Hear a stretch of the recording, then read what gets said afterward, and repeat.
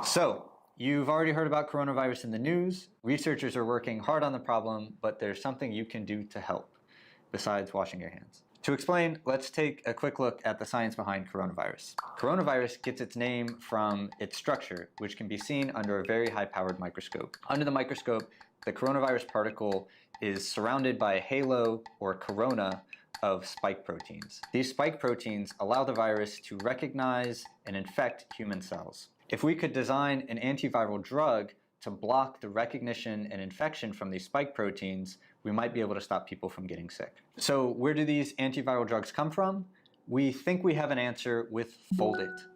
Foldit is a free online game you can download from our website, fold.it. Foldit is run entirely by academic scientists at universities around the US and is not for profit. We recently posted a new Foldit puzzle that allows anyone to try and design an antiviral protein against coronavirus spike protein. To get started, you download Foldit from our website, sign in with the username, and play through some tutorials to learn the basic rules of the game. We have a beginner puzzle in which you can refold an existing protein that binds coronavirus. We also have an advanced puzzle where players can design a new protein from scratch. The most promising designs will be manufactured and tested at the University of Washington Institute for Protein Design for binding against the coronavirus protein. We want to emphasize that this is the very first step in drug discovery. Any antiviral proteins discovered by Foldit players would still need to undergo lots of testing for safety and efficacy, and that will take time. We hope you check out the puzzle. The more people who play, the better chance of finding an antiviral protein that might stop people from getting sick. Thanks for watching, thanks for playing, stay tuned for more updates. So, you've already heard about coronavirus in the news. Researchers are working hard on the problem, but there's something you can do to help, besides washing your hands. To explain, let's take a quick look at the science behind coronavirus. Coronavirus gets its name from its structure, which can be seen under a very high-powered microscope. Under the microscope, the coronavirus particle is surrounded by a halo or corona of spike proteins. These spike proteins allow the virus to recognize and infect human cells. If we could design an antiviral drug to block the recognition and infection from these spike proteins, we might be able to stop people from getting sick. So where do these antiviral drugs come from? We think we have an answer with Foldit. Foldit is a free online game you can download from our website, fold.it. Foldit is run entirely by academic scientists at universities around the US and is not for profit. We recently posted a new Foldit puzzle that allows anyone to try and design an antiviral protein against coronavirus spike protein. To get started, you download Foldit from our website, sign in with the username, and play through some tutorials to learn the basic rules of the game. We have a beginner puzzle in which you can refold an existing protein that binds coronavirus. We also have an advanced puzzle where players can design a new protein from scratch. The most promising designs will be manufactured and tested at the University of Washington Institute for Protein Design for binding against the coronavirus protein. We want to emphasize that this is the very first step in drug discovery. Any antiviral proteins discovered by Foldit players would still need to undergo lots of testing for safety and efficacy, and that will take time. We hope you check out the puzzle. The more people who play, the better chance of finding an antiviral protein that might stop people from getting sick. Thanks for watching, thanks for playing, stay tuned for more updates.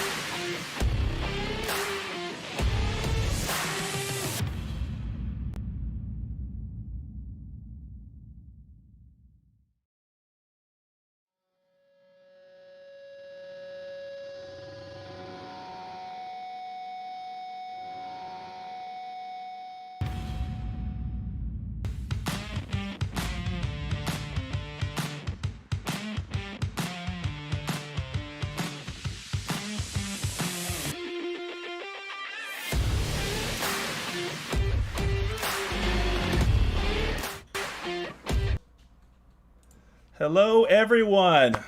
Thank you for joining us today, whether you're watching us on Facebook, YouTube, or Twitch. We really appreciate it. Of course, this is Games to the Rescue. This is going to be a conversation where we are going to be exploring how games are being used to fight against coronavirus. My name is Michael Zytkow.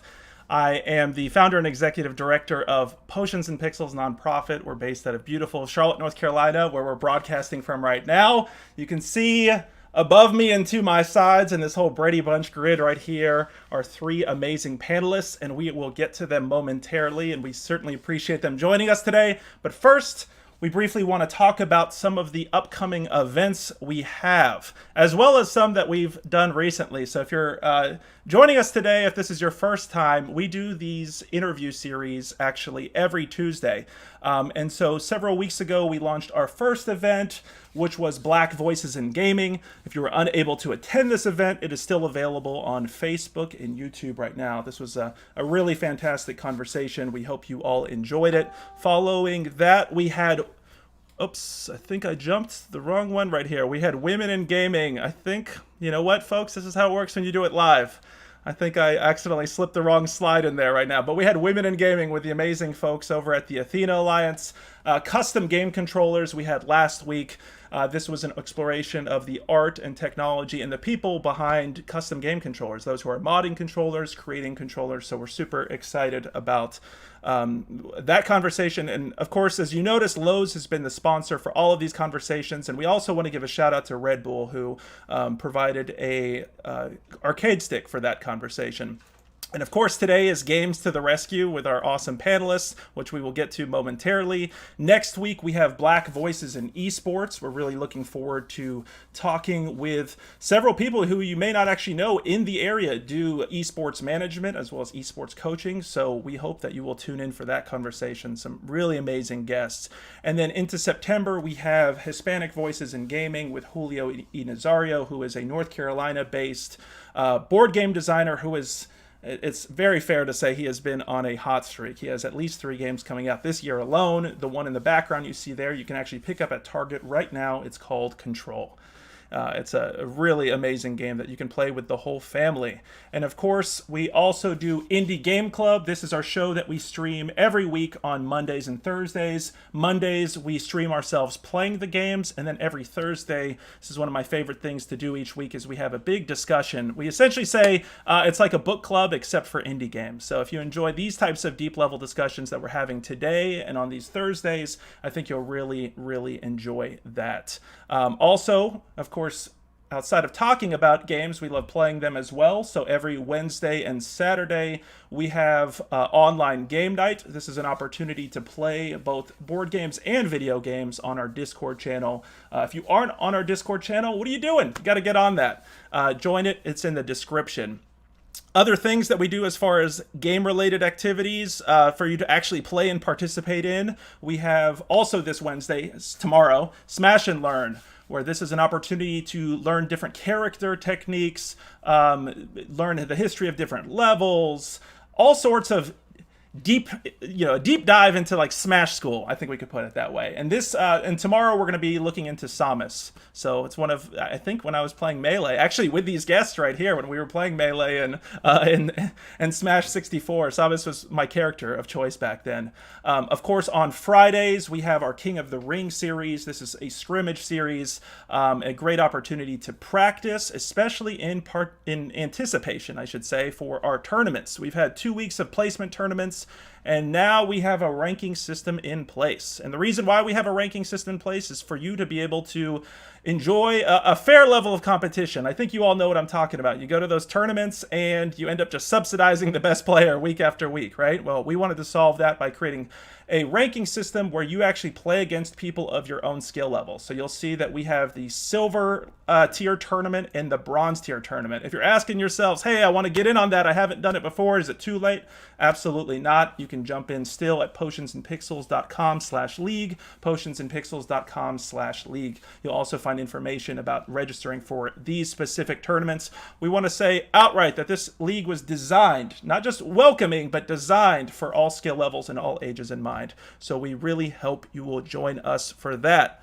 But of course, you all came here today for Games to the Rescue, our conversation about how games are being used to fight coronavirus, and a bit of an overall conversation about how games are kind of being used in the medical and scientific field today. So joining me here are three amazing people, three people that are three of my best friends.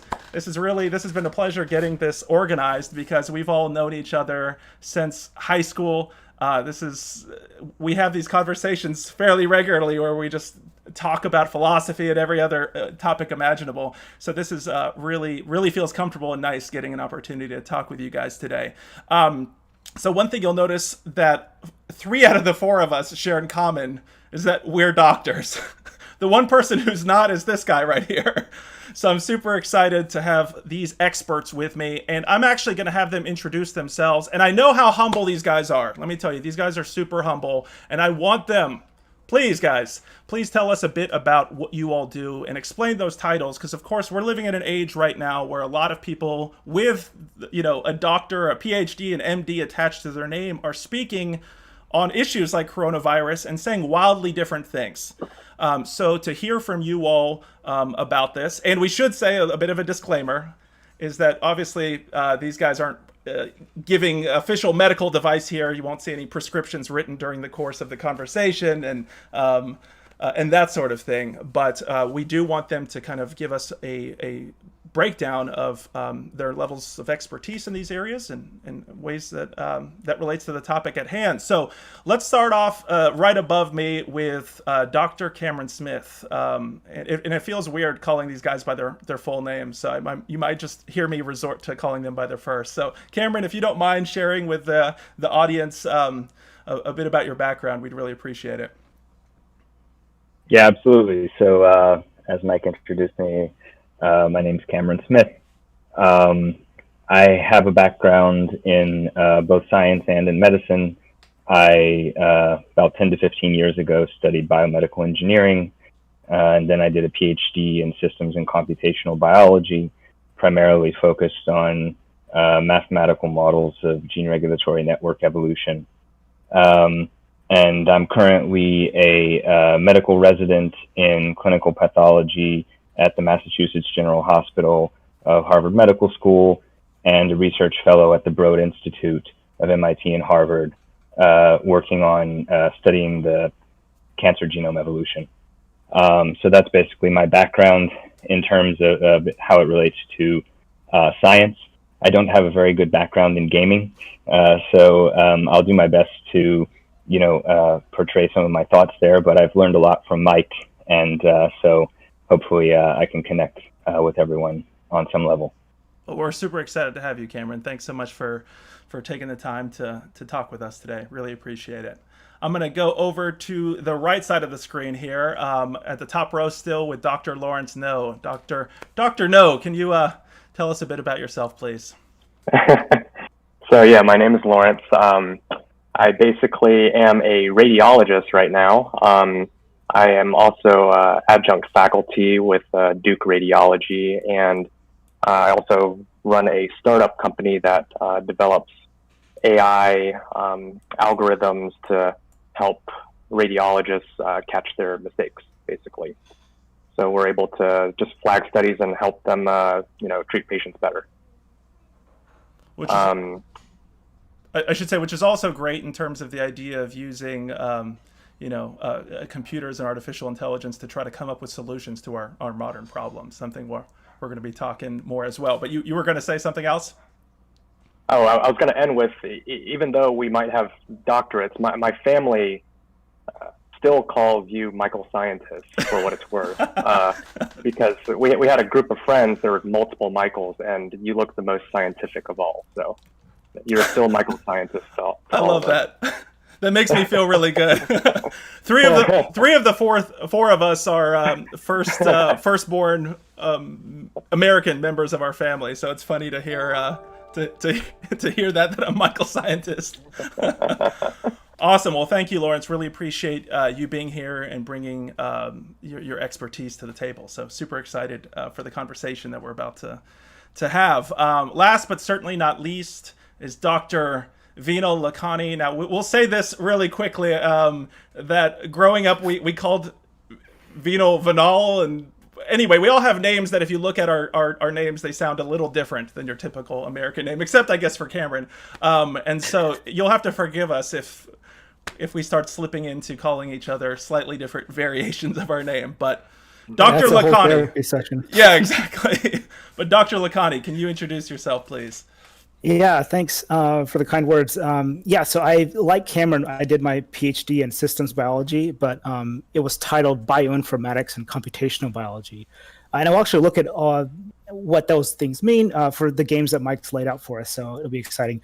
And then after that, I did a postdoc in Nationwide Children's Hospital up in Columbus, Ohio, where we look at the microbiome, which we'll also look at in this thread of games. And then currently I'm a scientist at DILIsym Services here in the Research Triangle Park at North Carolina. And this is a company that's really up and coming. It's a great place to work. I love my coworkers. What we have is a really cool simulation of liver injury. So if you have a new drug, or if you just want to study how Tylenol is going to injure your liver, we can simulate that for you.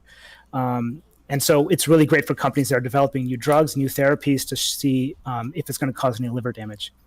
And we're also looking at kidney and possibly radiation damage and treating non-alcoholic fatty liver disease, all these other great things. So mostly on the computer end, nothing bench-wise. I broke a $300 test tube first year in grad school, and I got too scared. The lab mates were all very nice about it, but I was too scared to damage anything further. So I said, let me just stick in front of a computer, and I'll model things.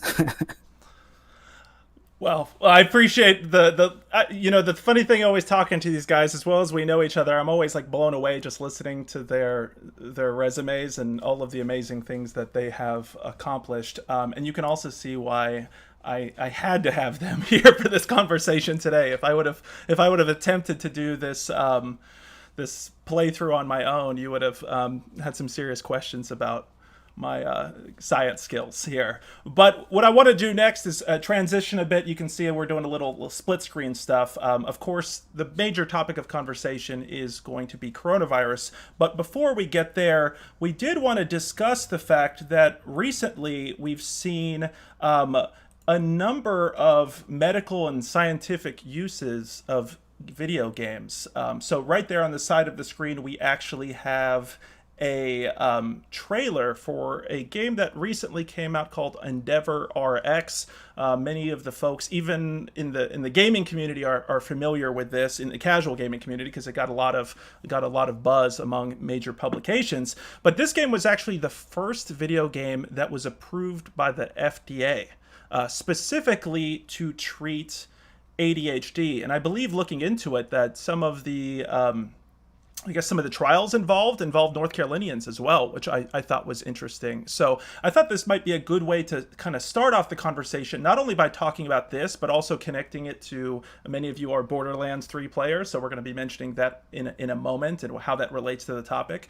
But the big thing we wanted to kind of discuss with this is the whole idea of games being used for therapeutic purposes, in this game, for example, but also, as we'll see with the bulk of our conversation, was games being used to actually crowdsourced movement, to use gamers to try to solve these puzzles.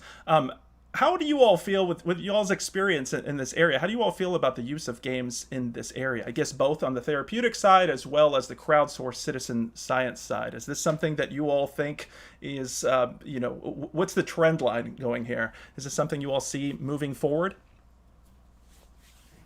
I have to say I was pretty surprised about the Endeavor RX game, especially with the first FDA cleared treatment being relevant to ADHD, because that's always been it usually goes the other way. Like, there are guidelines out by the American Academy of Pediatrics trying to limit screen time in general, because there's concern that it could lead to attention deficits and other attentional problems. So the fact that it kind of pushes in the opposite direction, I think,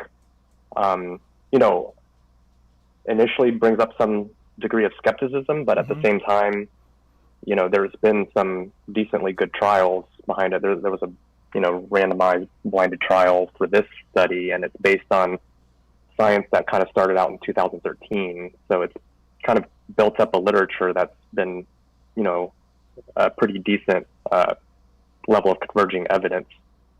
So I think it's a great start. I think it's a very ironic start because that's the last place I would think that you would try to target. But, it seems like it works for kids, and then some of the previous literature has shown that it works for other age groups as well.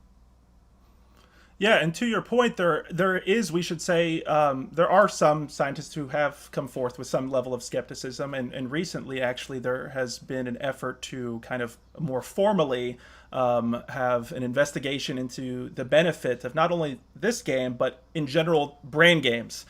There's a whole host of brain games that you can see probably on advertised on Facebook or Twitch or whatever you're on right now streaming through. Cameron and I were talking about Lumosity and things of this nature, which a lot of them come forth with claims, big claims about how beneficial it is, right? But in all fairness, there actually haven't been any serious investigations here. And I'll say, as gamers, right, as people of any hobby, we tend to rush and say anything that's positively and reinforces our hobby, we're going to jump and share those things on social media, right? Where do you guys all think that research is going to go? From what I currently understand, they're going to be testing 30,000 people. It's on a voluntary basis. Do you all think, how much more work do we need to go into this area to kind of fully understand the kind of the benefits to these types of games? Yeah, so just to piggyback on what Lawrence was saying, it's going to take things like what this group did with this game to have double-blinded studies, a control group, and to see the big difference between kids they studied that didn't have or had a control app, let's say, and then the app that they had designed specifically to treat ADHD or manage it, and they showed a really big difference. And so I went to a conference a couple years ago, and there's a lot of companies actually working on apps like this. I don't want to gatekeep what is considered a game and not a game, and this is clearly a game. But there are other companies that are working on apps that help manage addiction, whether it's opioid, alcohol, or other kinds of addiction. And that's, I think, Pear Therapeutics has come up with something called Reset, and they adapted it for opioid when the opioid epidemic was, I guess, still going on. But when it was really getting hot, they adapted it specifically for opioids, and they've recently talked about one for schizophrenia. There's other companies working on weight loss, weight management, behavioral disorders like suicide prevention and things like that. And it does take, Lumosity is great, I'm sure, but unless they show that kind of rigorous trials, you're not going to have as much evidence behind it. So you need to have those kind of studies done. And that's what these companies are doing with those apps and games. And on top of that, what this is doing is this game is not for everybody, right? It's actually prescription based. You have to go out and get a prescription from a doctor to play this game because they've specifically designed it for people, that need intervention. And I guess it's unclear what it's like for people that don't have the disorder. If they played the game, who knows what would happen. So I haven't looked into that in depth, but it is kind of interesting that, coming up in the future, I think it's an area called digital therapeutics. And so it should be in the next 5 or 10 years, we should see that really exploding. And it sounds, especially given COVID time. Sorry, I just want to add that last bit in. Yeah. And we're all kind of isolated. Yeah. Yeah. I think by the sounds of it, we may get these games or these experiences before we actually truly understand the medical benefits they have. Is that fair to say? Is kind of the research always going to be lagging behind? I mean, a lot of these things, as Lawrence was mentioning, the game had been worked on for 7 or so years beforehand. How long do you... The initial concept of it was a 2013 paper in, I believe, in older adults, actually. So they've kind of, explored around the area for a while, but it takes an extraordinary amount of money to run some of these trials. So you either have to get grants or you have these companies funding these studies, but then that kind of brings up some issues of conflict of interest and things. That's not unique to this at all. It happens in the pharmaceutical industry all the time when they fund their own studies. But it takes a while to study. But I do think one advantage, though, is I think you're exactly right. The games are always going to run ahead of the science, but in the grand scheme of things, the potential downside is small. Like when we're talking about, pharmaceuticals and things, like those could the possibility of risk could be quite high with side effects and other things. And I mean, the general society plays video games, quite a bit already. It's pretty well tested in terms of safety, in terms of Sure. how many people have, been exposed to it. So part of the FDA approval process for this was just, proving that it didn't cause harm as well. Sure. And I think games in general are pretty safe in terms of as a category in that regard. Yeah, because we should say these games like, Brain Age or Lumosity or all these different websites that have appeared kind of recently, many of them, we should say, are for-profit ventures. There's no anything to your point, Lawrence, to suggest that these have any sort of adverse consequences. I think the big issue, though, is just figuring out whether they're selling more than they actually do. Cameron, do you have thoughts about that, kind of on the research side? I mean, some of these that we looked into briefly, the issue seems that they're obviously trying to kind of bring in in-house researchers and in-house scientists to kind of validate the points that they want, because obviously they have a product that more and more people that they want more and more people to play. Yeah, on that particular point, you could look at it in two different ways, which is that, for example, Lumosity in particular launched what they refer to as this human cognition project. And so in some sense, you can look at these for-profit companies who are launching research endeavors ostensibly to, perform neutral scientific investigation, but obviously they have internal incentives which, may or may not align perfectly well with that on one hand. On the other hand, they are funding research that might not otherwise get done at all, and so there's some potential benefit in that direction. Although on the other hand, if they're uniformly reaching conclusions that via methods that don't necessarily seem to be as rigorous as what we would normally expect in academic literature, they also have a sort of conflict of interest that's probably worth being aware of. But just from a slightly broader perspective, I would say, here with EndeavorRx, we're talking about a situation where, a game is being put forward as a particular type of treatment for a condition which is itself perhaps only sort of marginally well-defined. And so there is, I think, a certain amount of, question as to whether that is probably not the only sort of domain of medicine in which games can be quite useful. And so I think some of the other games we're going to discuss as well, just as a big picture point, are involved more, for example, in educating the public about medical issues. Sure. And so this has gotten a lot of press, in part also because it has economic consequences, obviously through the fact that being approved by a regulatory agency to be prescribed as a treatment, there's also an underlying transaction that's going on there between the provider and creator of the game and ultimately whoever the payer is in the healthcare system that people might have that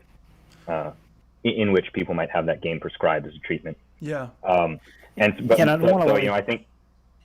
What was that? Like, just not to derail the conversation with FDA stuff, but I mean, yeah, conflict of interest absolutely possible. But I guess that's sort of where I don't want to put too much emphasis on the FDA. But if once you get a game or some kind of prescription approved by them, you have to show objective research paper. And they go through a very rigorous process to get it approved in the first place. So, yeah, I mean, I don't know, but the details. Like, I don't know enough about the disease and the papers that they did to say anything definitive. But presumably, compared to what Lumosity is sort of presenting, they're just presenting their work, what they find internally. But presumably this group and the other digital therapeutic groups are trying to show a more objective studies. So, but again, like Cameron's saying, it's all transactional. And before I get too cynical, because I'm old Well, now. yeah.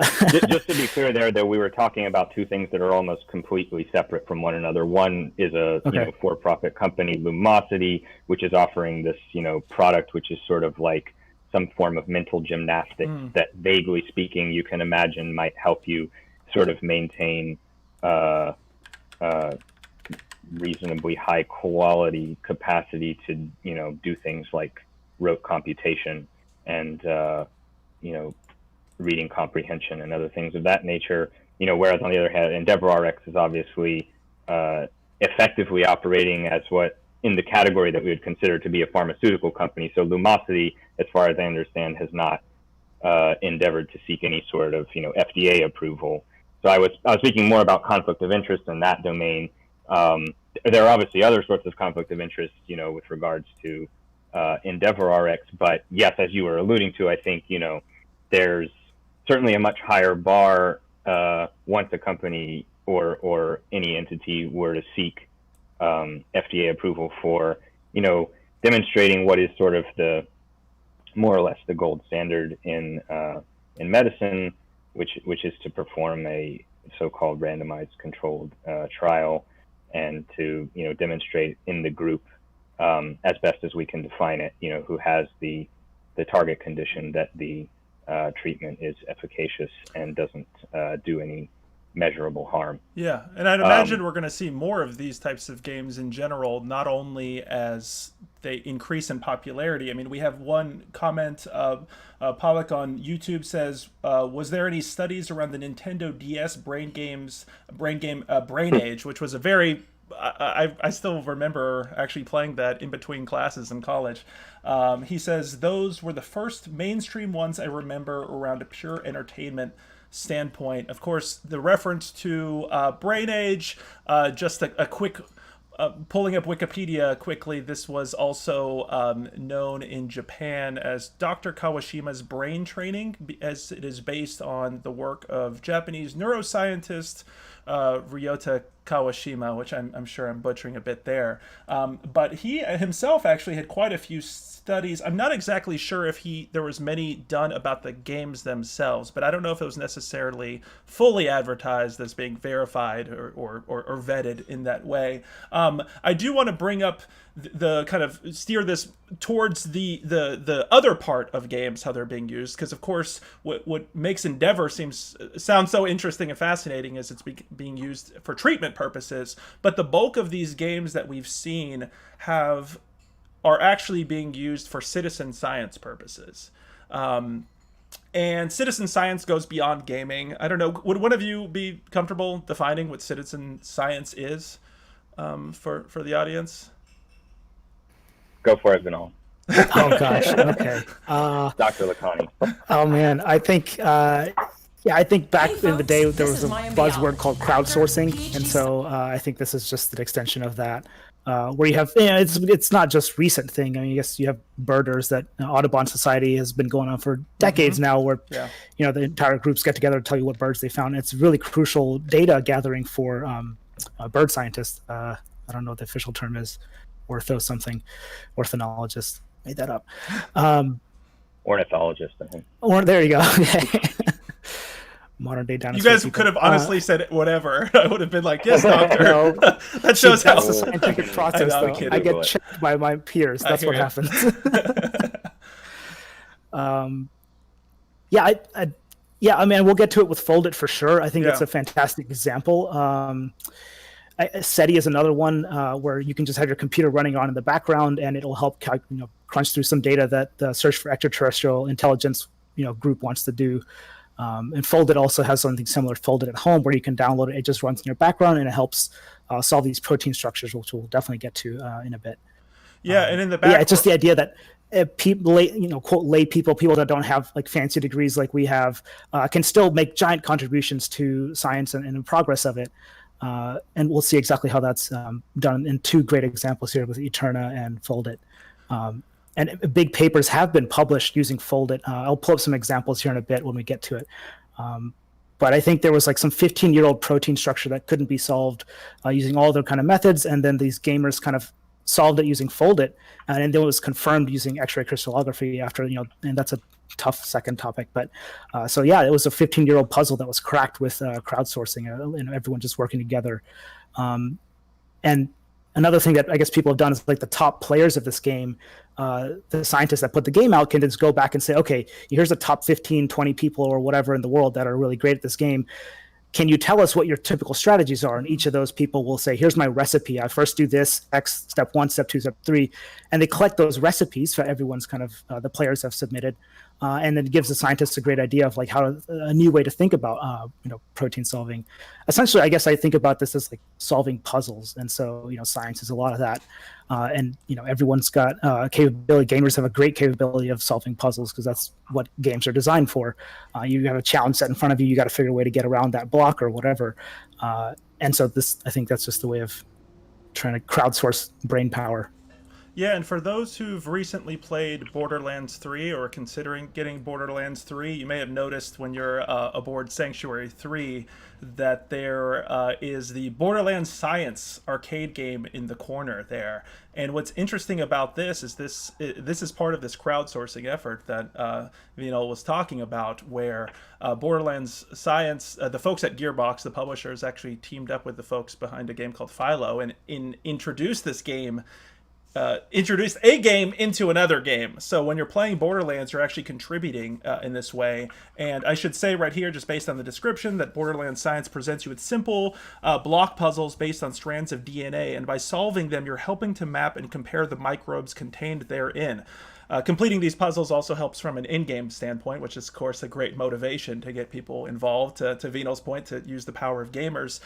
Lawrence, can you tell me a bit here in this area? One thing that I think, one of the first questions I got when I was talking to other people about this upcoming program is a lot of people just immediately assumed that the best approach would just be have, a supercomputer do this. And of course, you're involved in AI, and that's obviously a hot topic in science right now, using computational power to solve modern medical problems. But to Vinal's point, we have, if you're referencing the same thing I am, Vinal, it was an AIDS HIV issue in 2011 that I think there was a decade spent on it, and gamers solved it in 3 weeks. It could be another one. There's a lot of these folded puzzles that have been solved, but Lawrence, can you talk a bit about the benefits of utilizing real people versus strictly going down the computer route?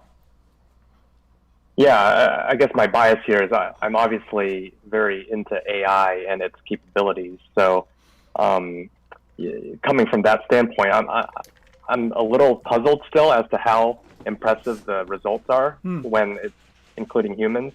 It reminds me a lot of this thing that we've discussed at some point in the past before, this idea of centaur chess. Have you guys remember that? It's basically this idea of, back in the day, human versus human was chess. And then Deep Blue came along and beat Kasparov. And so then, AI was superior to humans in chess.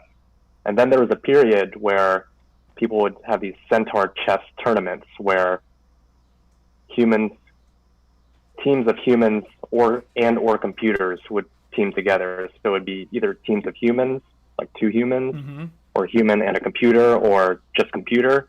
And it turned out that in these initial tournaments, the combos of humans and computers outcompeted both the computers and the humans. And so...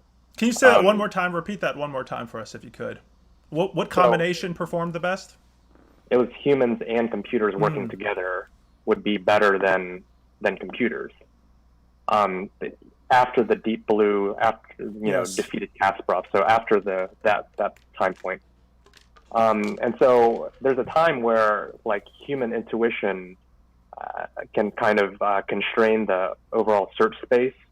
There's a lot of possibilities for whether it's protein folding or playing chess or other games, and humans can kind of develop some kind of intuition and to try to constrain it to a reasonable set of possibilities. The end of that story, though, is that ultimately the computers did overcome the human computer teams. So at this point, I think computers just demolish everything. But it's interesting though that that's true for chess, but it's not true for it seems like protein folding and RNA folding at this point. So I'm still not sure exactly what that special sauce is. It probably has something to do with intuition, but I think people are still trying to figure that out. Yeah, and we're about to jump into two of the oldest games that have kind of the grandfathers, I guess you can say, of like this modern movement for crowdsourced citizen science games. You've heard us reference them both, Folded and Eterna. I am putting a graphic up here of COVID-19 just to provide, I guess, a basic idea, because the structure of COVID-19, the actual shape, which many of us unfortunately have become all too familiar with, we've seen it in the media all too often, but this actually makes a difference as you're playing these games, because as you'll see, we're going to spend the bulk of this conversation now actually playing the games themselves, because we want you to join the hundreds of thousands of people playing both of these games currently right now. Obviously, these types of conversations, our goal, a year ago we were thinking about having these conversations. We were hoping to do them obviously in person, but the conditions don't allow that. So at the very least, we can kind of try to tackle coronavirus while you were all practicing social distancing responsibly. There's another way that you all can get involved. So let me actually go ahead, if my guests don't mind, muting just momentarily while I'm going to play two quick trailers for Eterna. One that's going to explain Eterna overall, because while the focus of the conversation is coronavirus, we should say that both of these programs have been used to solve a wide, or helping solve a wide variety of problems, including AIDS, cancer, things of that nature, which we'll get to soon. But we're going to go ahead right here and show the initial trailer for Eterna, followed by their specific effort involving coronavirus. Eterna is a puzzle-solving game that reveals the mysteries of one of the most powerful molecules in biology, RNA. RNA is the companion of DNA, taking genetic information and putting it to work inside our cells by folding into complex structures. Smart RNA has the potential to transform medicine, tackling some of the most prevalent and deadly diseases on the planet, like tuberculosis, malaria, and cancer. But scientists don't fully understand its behavior. That's where Eterna comes in. Players use the 4 nucleotides that make up RNA to design a pattern that forms into a target shape. As they progress, the puzzles become more complex, and the challenges reflect the mechanics of nature. After gaining experience, players reach the lab, where their designs are manufactured and tested at Stanford University, often tens of thousands at a time. The experimental results are then returned to the players, so they can improve their designs and become scientific collaborators, joining professional scientists on the frontiers of biochemistry. All right, and now we're going to check out Eterna's specific efforts regarding coronavirus.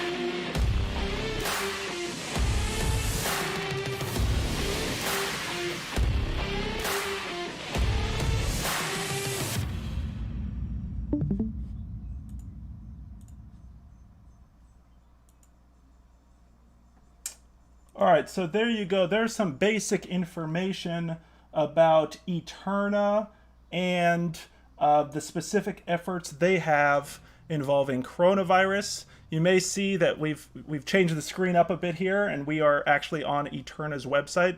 As I said, we want to spend most of the time actually walking you through all this stuff. That's the nice thing about the internet right here, is you all can interact with us, and we can do this in real time. So if you check out Eterna, you can see their tagline says, "Solve puzzles, invent medicine." If you create an account, you can kind of go down here to these to the section where you see complete these puzzles to unlock lab access. And we're going to actually start with this basic, the basic gameplay right here. I think I might have to restart this part, but just so we can see that together. And then we're actually going to delve a little bit into COVID-19 puzzles before we move on to our next game. So right here, let's see, we'll start off with, I believe, actually, sorry guys, let me go back real quick, because I think there was an easier way to jump in straight to this.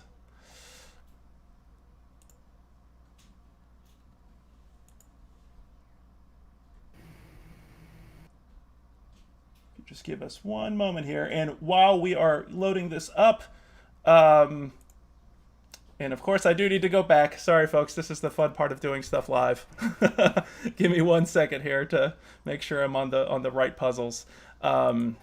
Should we give a background biology lesson? Yes, please do that while I get this up and running. Yes, I'm right here now, but please. Cameron, Lawrence, you guys want to take this one?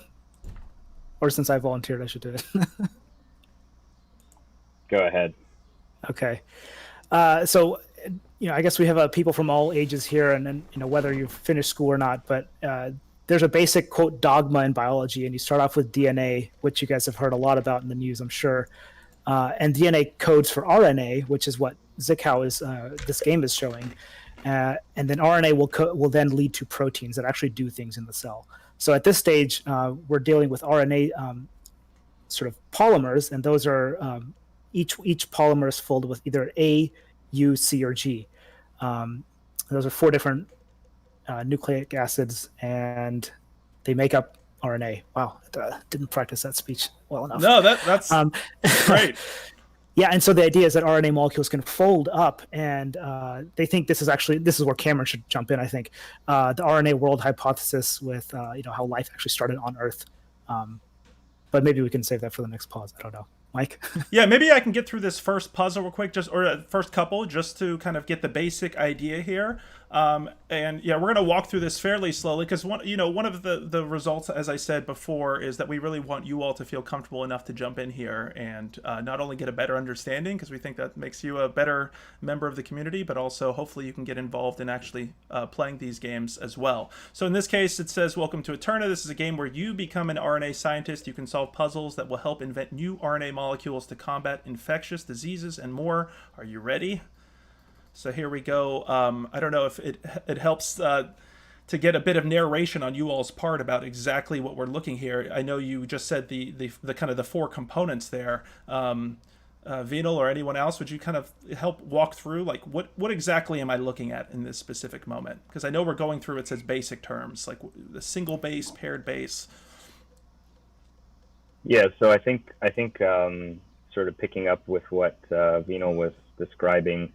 So here we have a cartoon, and it's very explicitly a cartoon in the sense that we are abstracting away a certain level of biochemical detail so that these dots refer to the so-called base pairs that Vinal mentioned, which you may potentially remember from a biology course are labeled with these A, G, C, and T letters, and each of those,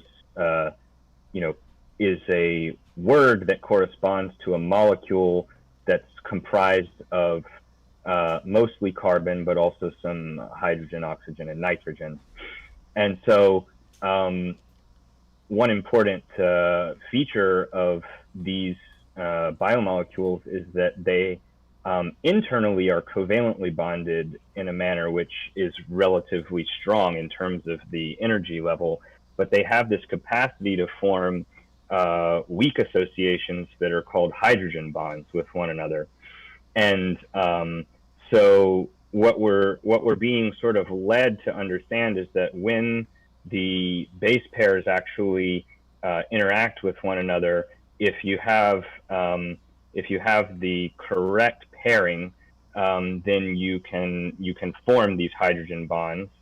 And if you have the correct pairing in a sequence, you can actually form a string of hydrogen bonds where multiple pairs connect with one another, so that there's two different types of structure. There's a polymer, which is composed of these repeating subunits that are covalently bonded to one another, and then two regions of that polymer are associated with each other weakly using hydrogen bonds. So what we're being asked to think about here is, there we have a pairing, and that is representing the situation where two bases form hydrogen bonds with one another. And as a result of this capacity, if we have a random string, there are many different possible configurations that could allow for these small nucleic acid molecules to align with one another along different planes, and also, once they do that, to take on different three-dimensional conformations. So we're building up sort of the first level of intuition here, which is just how the alignment might occur. And then I believe later on they're going to lead us into thinking about how the three-dimensional configurations might arise. And there's another layer of biochemistry to be described in association with how those three-dimensional conformations. And so in this case, I mean, I think from what you're saying, it also immediately makes me think why this would be adapted. Not only is it a medical puzzle, but this works quite well from a gaming standpoint, right? As you said, this is obviously somewhat of a simplification, but not so much so that scientists can't actually take this, as we saw in the video, and we'll see with Foldit, that scientists can actually take this and run with it to where they could actually use the gameplay itself, use players, not only their puzzle solving abilities, but their ability to kind of review others and present opportunities to actually make to move forward in medicine here. Right. So I'll let Vinal pick up on this, but just as a segue, the issue is that when I mentioned that there are many different ways that these molecules can potentially align with one another and form hydrogen bonds, and then also many different ways they can configure themselves in three-dimensional space, if you attempt to estimate the total number of possible ways that could happen, you immediately end up imagining an extremely large space that we couldn't possibly explore exhaustively. So if we try to write a search algorithm to cycle through every possible collection of base pairs given a particular alignment, and on top of that every three-dimensional configuration, and we set a computer out to cycle through each and every one of those for any polymer of reasonable length, we would take the entire, longer than the history of the universe to be able to perform that simulation. So what people are doing at a very, very high level when they're playing this game is potentially helping us to search the space of possibilities here in a more efficient way than we can do by just randomly sampling configuration. But I think Vinal has worked on this a bit more directly than I ever have, so maybe he has some more to say about that. No, I think you said it perfectly well. I mean, Okay. In this case, they're kind of helping you out in this puzzle with those little locks, or with the little symbol that has a little key. So those bases cannot be changed. Yeah. And so, Mike, here you have to solve the ones that you can change. What should you change them to? And of course, it's a very easy puzzle to kind of give you the idea of what colors match with what other, what colors match up. But no, Cameron, you said it perfectly well. I think, yeah, you can't do this exhaustively, and so you have to have a bit of human intuition to rule out. And I guess Lawrence kind of alluded to this earlier when he was giving the chess example, that you don't want to make a move where your queen just gets taken on the chessboard. And so, you can already tell the computer, ignore all those calculations and focus on like the ones that you intuitively know are going to be the better ones. Lawrence, it sounds like... Sorry, no, continue, Vinal. Yeah, it was just back to what I said earlier. Like, as gamers, we kind of have an idea of like a recipe. Yeah. All right, I know these kind of things will work best, and so I'm going to keep going back to that. Yeah, and I think that's really interesting. The part that even with this computational power, we're still able to bring in humans to be able to kind of bring a level of understanding or bring a level of kind of puzzle solving nature. I don't know quite how to describe it, but Lawrence, it sounds like you're maybe the most optimistic of the bunch of us. I don't know if maybe that's not the case, but as far as what AI can do in this case, and that, where do you see in a few years, or how long do you see before we truly are at a case where computers will be solving these regularly, faster than human game players? And will there still be a future for will these games still be around at that point? It's an interesting point, and it's always difficult to predict because after computers beat humans in chess, people said that computers would never beat humans in Go. Sure. If you're familiar with Go is supposed to be a much higher search space, kind of like in what we're looking at here with these proteins, and like for many years humans thrashed the computers because they had this sense of intuition that was better than the computers. But I do want to bring up one point here, which is so I don't know if you've seen, like a couple years ago, Google through AlphaGo developed an algorithm that beat humans at Go. But it seems like one of the keys to AI advancing is actually, in a sense, gamification itself. Like problems where computer scientists are able to make it a game, like it seems like AI is able to advance very quickly. And so in this case, whether it's chess or Go, and I'll refer to like there's this later version called Alpha Zero, where basically Google got AI to play itself at Go. Like, obviously a computer can play much faster than humans, so it basically just played itself for, millions of games, and over time developed more and more experience.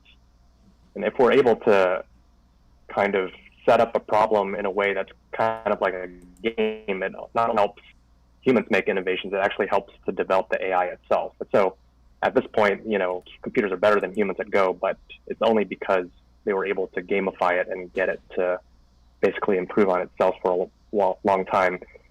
The problem with these like protein folding problems and the stuff that I work on with my AI algorithms is it's not always trivial to try to figure out how to make it adversarial or a competition or kind of like a game. I think there's a lot of creativity in trying to set it up in that way, and I think a lot of innovations probably in being able to set it up and basically designing a good game so that whether it's the humans or the AIs can kind of play well and improve well at it.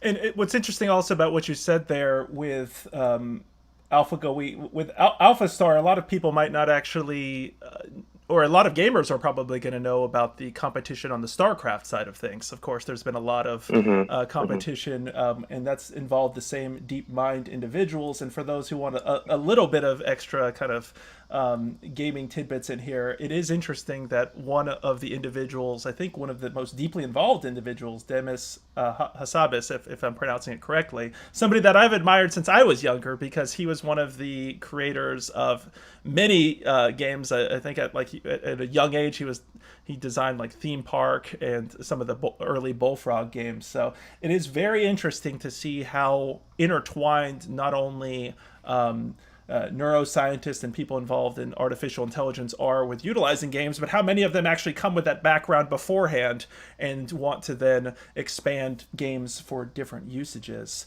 Yeah. I mean, DeepMind's goal is to try to generate artificial general intelligence, basically develop something as smart as humans. And their first move was to try to get them to play video games. Yeah. Like that's how that was their first, their first algorithms, the Atari games and things of that class. So, and this was set up with just like a camera, right? So they had like eyes in that sense. They weren't plugged into the hardware.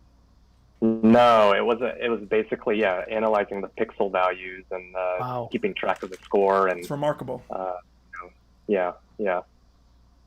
So going back to this real quick, because I do want to ask here, when people are seeing me with this shape, like both in Folded and Eterna, shape is obviously incredibly important here. I know Cameron kind of broke it down, the importance of these specific pairings, but when you're actually taking the results of this work here, and you know these really great examples where players are able to come up with really good solutions to these puzzles, how are we able to then take these into the lab and actually emulate these shapes or emulate these pairings in a way? It seems really hard for somebody who's obviously not been in a lab doing this type of work. Is it possible to perfectly emulate this at a one-to-one basis? That is a fantastic question, Mike. So, as you know, with DNA, you have these letters. No, here's why. So, you don't know how great of a question that is. So, you have the letters A, T, C, and G for DNA, and DNA we know is a double helix. It just folds up that way based on its backbone. With RNA, like Cameron was describing here, and then we'll get to with proteins for sure, because proteins are much bigger, more complicated than RNA here. But you can put these letters in a chain, right? There's one end, and there's a 5' end and a 3' end, and I don't think they labeled them here because it's maybe not as important. If my biochemistry was good, I would be able to figure it out, but I can't right now. Anyway, point is, you can just write those letters in lab. You can print them out in this sequence, and so it comes out as a chain, and nature automatically folds it into into a shape, a final shape. Now the question is that final shape, okay, let me rephrase. You can print out the sequence of A, U, C, and G. And it's for, if that same sequence is made in my lab, in Lawrence's lab, anywhere, any lab at home, whatever, in anyone's body, it's always going to fold into the same exact shape. The only thing that changes are like pH and salinity and all that kind of stuff. But assuming you're two healthy humans, if my cell makes it or your cell makes it, we're going to fold into the exact same shape. And that's just nature, actually. It's a really fantastic thing that nature does. And there's a whole bunch of science behind what forces are involved. Kind of the best way to grasp onto it for one of the forces is hydrophobic forces, which if you have a bowl of Cheerios and you have like a handful left at the top, they're all floating at the top, you'll notice they all kind of collect in one clump. And most often that clump is against the wall of your bowl of cereal, and they're not kind of just spread out evenly. And that's due to entropic forces. The same kind of force is actually a major player in how proteins and RNA folds that we're staring at here. And so the big question for scientists is, if I have this sequence, I don't know what the shape is because I haven't measured it with crystallography, let's say. I don't know what shape it is. How can I figure that out? And that's where these puzzles come in. You are trying to help tell scientists, with this sequence, you will get this shape. And then later they can go into lab and see if that's actually the case or not. With Eterna here in the advertisement that you gave with a trailer, they're probably saying we want an RNA shape that looks like this and that can attack this kind of a molecule, can bind to this kind of protein on the cell surface or the virus surface or whatever. And so, yeah, there's all kinds of great questions. So what sequence do we need to have in order to make this shape? Or if we have this sequence, what shape will it be? And will that shape then be able to do the things that we're interested in having it do? So could you all give me some examples here as far as in terms of shape? How does that relate back to the question of the shape of coronavirus? Right? Does that factor into it, or is that more so when we look at the protein conversation with Folded? I would imagine. Yeah. Here, that's a piece as well, right? I have to defer to Cameron and Lawrence a bit about the virus itself and what's on its coat, but I'm guessing it's all protein coat. So the virus, I think the relevant thing is it has a protein called a spike protein that then uses to attach to a human cell's like receptor. And so I don't think, so basically the idea is to develop some kind of molecule that has the correct shape that would, selectively bind to the spike protein, the S protein, and prevent the coronavirus from attaching to a human cell. And so, yeah, that's an avenue that scientists are exploring quite a bit. there's the vaccine development, but there's also development of, basically custom particles that would bind and block that S protein. And so you can kind of since you see the shape of the S protein there, you can kind of think of molecules that could fit into that.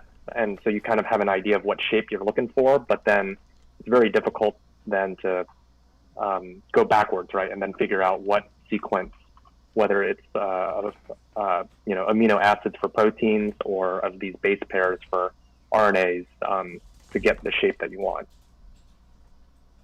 And so I think that's part of what these games are trying to help, which is going a little backwards in that way, which is, we want something to target that.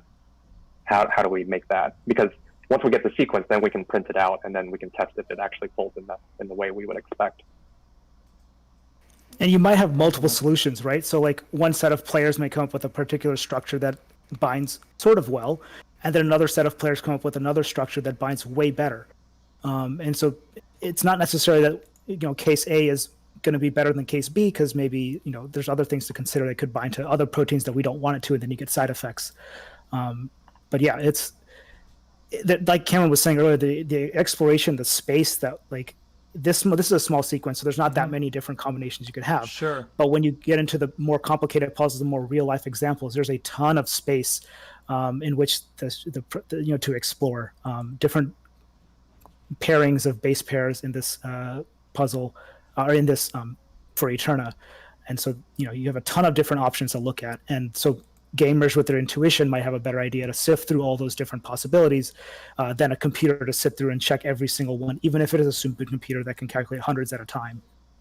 And speaking of those combinations, for gamers who are looking at this right now and see these, you have these 4 base pairs and you have these combinations between them, Cameron, can you explain why is it the case that I can't connect A with C, in this case yellow with green, for example, or why I can't connect necessarily U with green? Why are there certain, like G to C we see here is the strongest relationship? I know this is kind of, again, a simplification of sorts, but we tend to, it looks like G to C strongest connection, followed by AU, then UG. What's the significance of that? Because right now I'm playing it and I get the logic of doing it in order for me to get my great job, score at the end. But why? What's the scientific explanation there? Yeah, could I bother you to open a Wikipedia page? Sure, absolutely. I can start talking. Maybe just Google, for example, or not Google. Yeah, Google or search Wikipedia, for example, for one of the bases like cytosine. I see there's a figure there, which would help explain this in a little bit more detail. Yes, totally can. But the basic issue is, as I was starting to describe previously, these connections that are being drawn here by these two triangles interacting with each other are referring to hydrogen bonds. But the of the 4 base pairs, there are 2 different classes. And within each class, there is a different number of hydrogen bonds that each one can participate in. So in the case of guanine and cytosine... No, please go. Sorry, I'm having a little technical difficulties on my end. If it's too much trouble, no, I got I can just try to explain in words. But I think it might be helpful to see, if possible. Yeah. So with regards to in particular guanine and cytosine, which are the 2 base pairs that are referred to as G and C, they each essentially have 3 positions where a hydrogen bond can form. So that's if you could zoom in on that figure there with cytosine and guanine, because they're pointing out the hydrogen bonding locations. Oops. So as we mentioned before, these diagrams that are that look like sort of weird kind of hexagons and pentagons with things coming off of them are showing us at the vertices, like the ones that are labeled with numbers here, 1, 2, 3, 4, and 5. If there's no letter, then it's presumed to be a carbon atom. And if there's a letter, like for example the N or the H or the O, then we have nitrogen or hydrogen or oxygen. So at the locations where there are arrows, we have the case that there can be a hydrogen bond between, let's see, in the guanine molecule, there's a hydrogen that's bonded to a nitrogen at position 1, and another nitrogen where there are 2 hydrogens bound. Each of those hydrogens can participate in a hydrogen bond with the nitrogen and oxygen atoms in cytosine, and likewise the nitrogen that has 2 hydrogens bound to it, which is connected to the position for carbon on cytosine, can allow one of the hydrogen atoms to participate in a hydrogen bond with the oxygen on the guanine.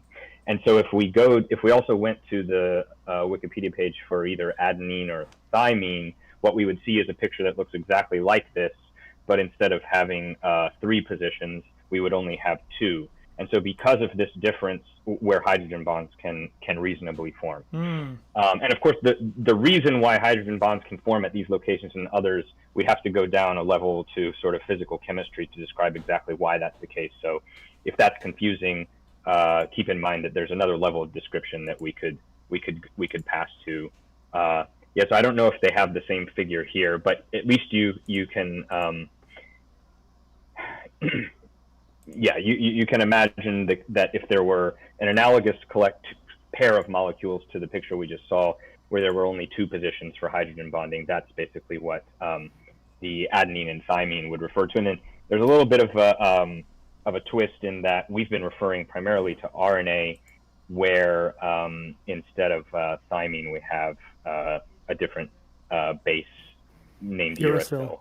Yeah, but that's a slightly different issue. Mike, I don't know if it's a lot of trouble, don't worry about it, but I just sent a figure. I was thinking it might be helpful if we went back really briefly to kind of describe, because we switched from talking about RNA structure to protein structure really quickly, and Vinal did describe this correctly earlier, but I just thought it might be helpful to flash up a picture really quick, if we can, of this sort of collection of relationships between DNA, RNA, and protein. And the main point I wanted to make that's relevant here is that, in the case of RNA and DNA, we essentially have at each position in the polymer chain 4 different options for molecules that can occur there.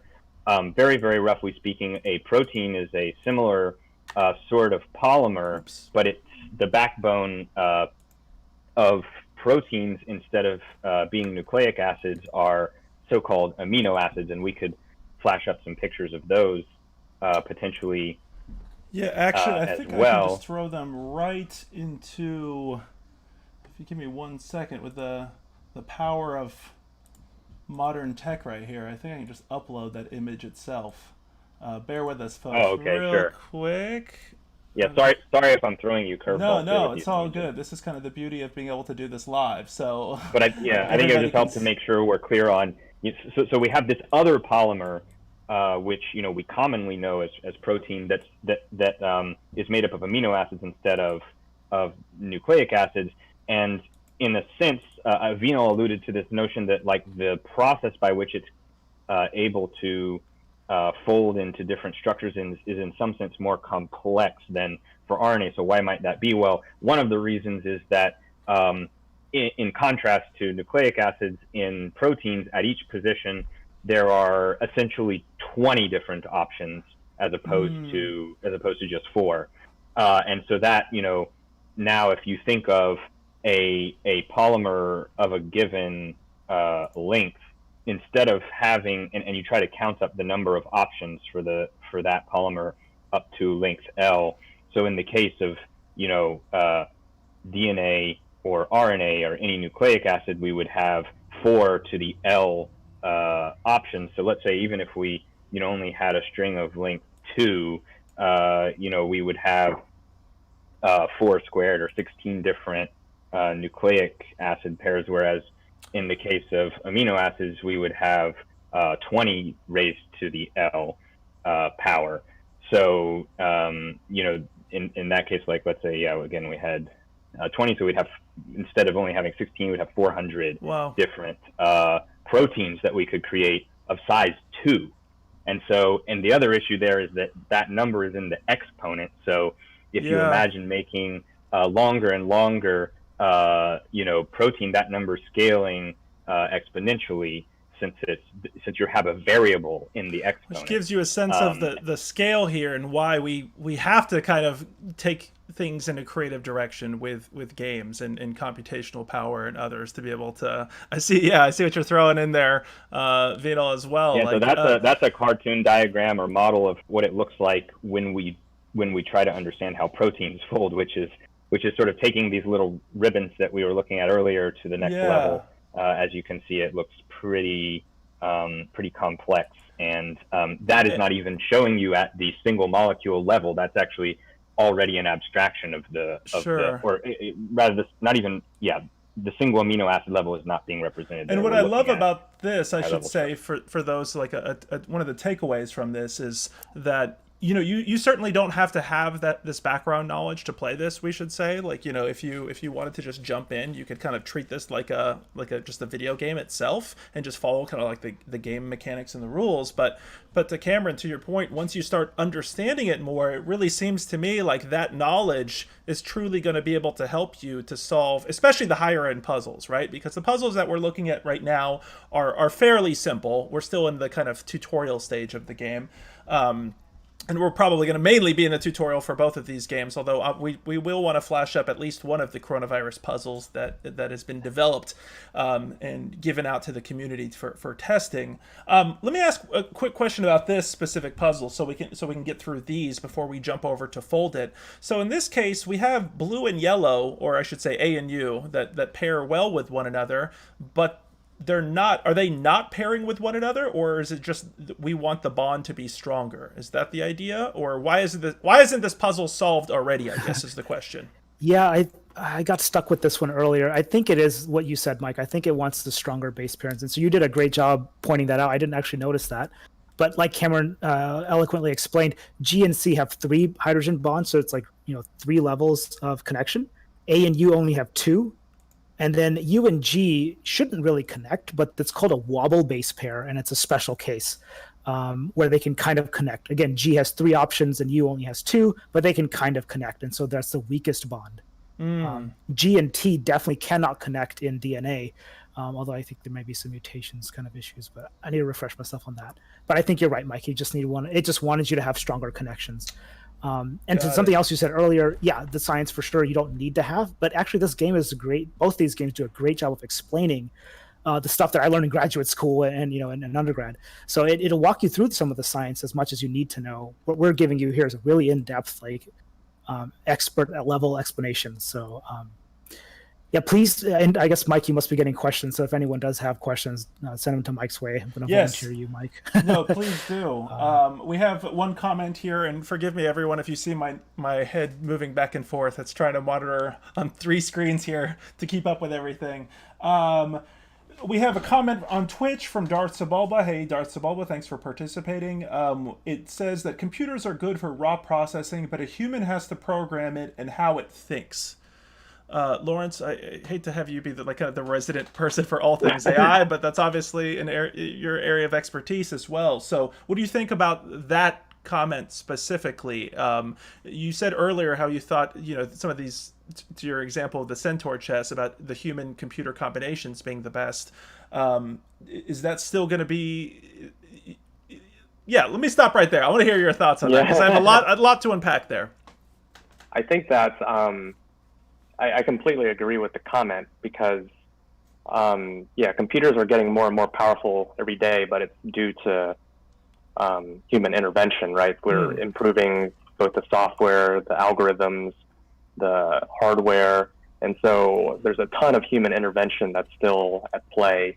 And in my own case, if computers could do it all, then we wouldn't even be needed for any of this. To the point here with the game, I think one thing you were getting at is what exactly is going on here? Is this shape already solved, or because the computer already has does a pretty good job of just matching the pairs and building a shape. But I think the idea here is that this is kind of a rough simulation of what the shape of these molecules would end up looking like. But especially as you get into more complex molecules, what you see on the screen will start diverging from what you see in the lab.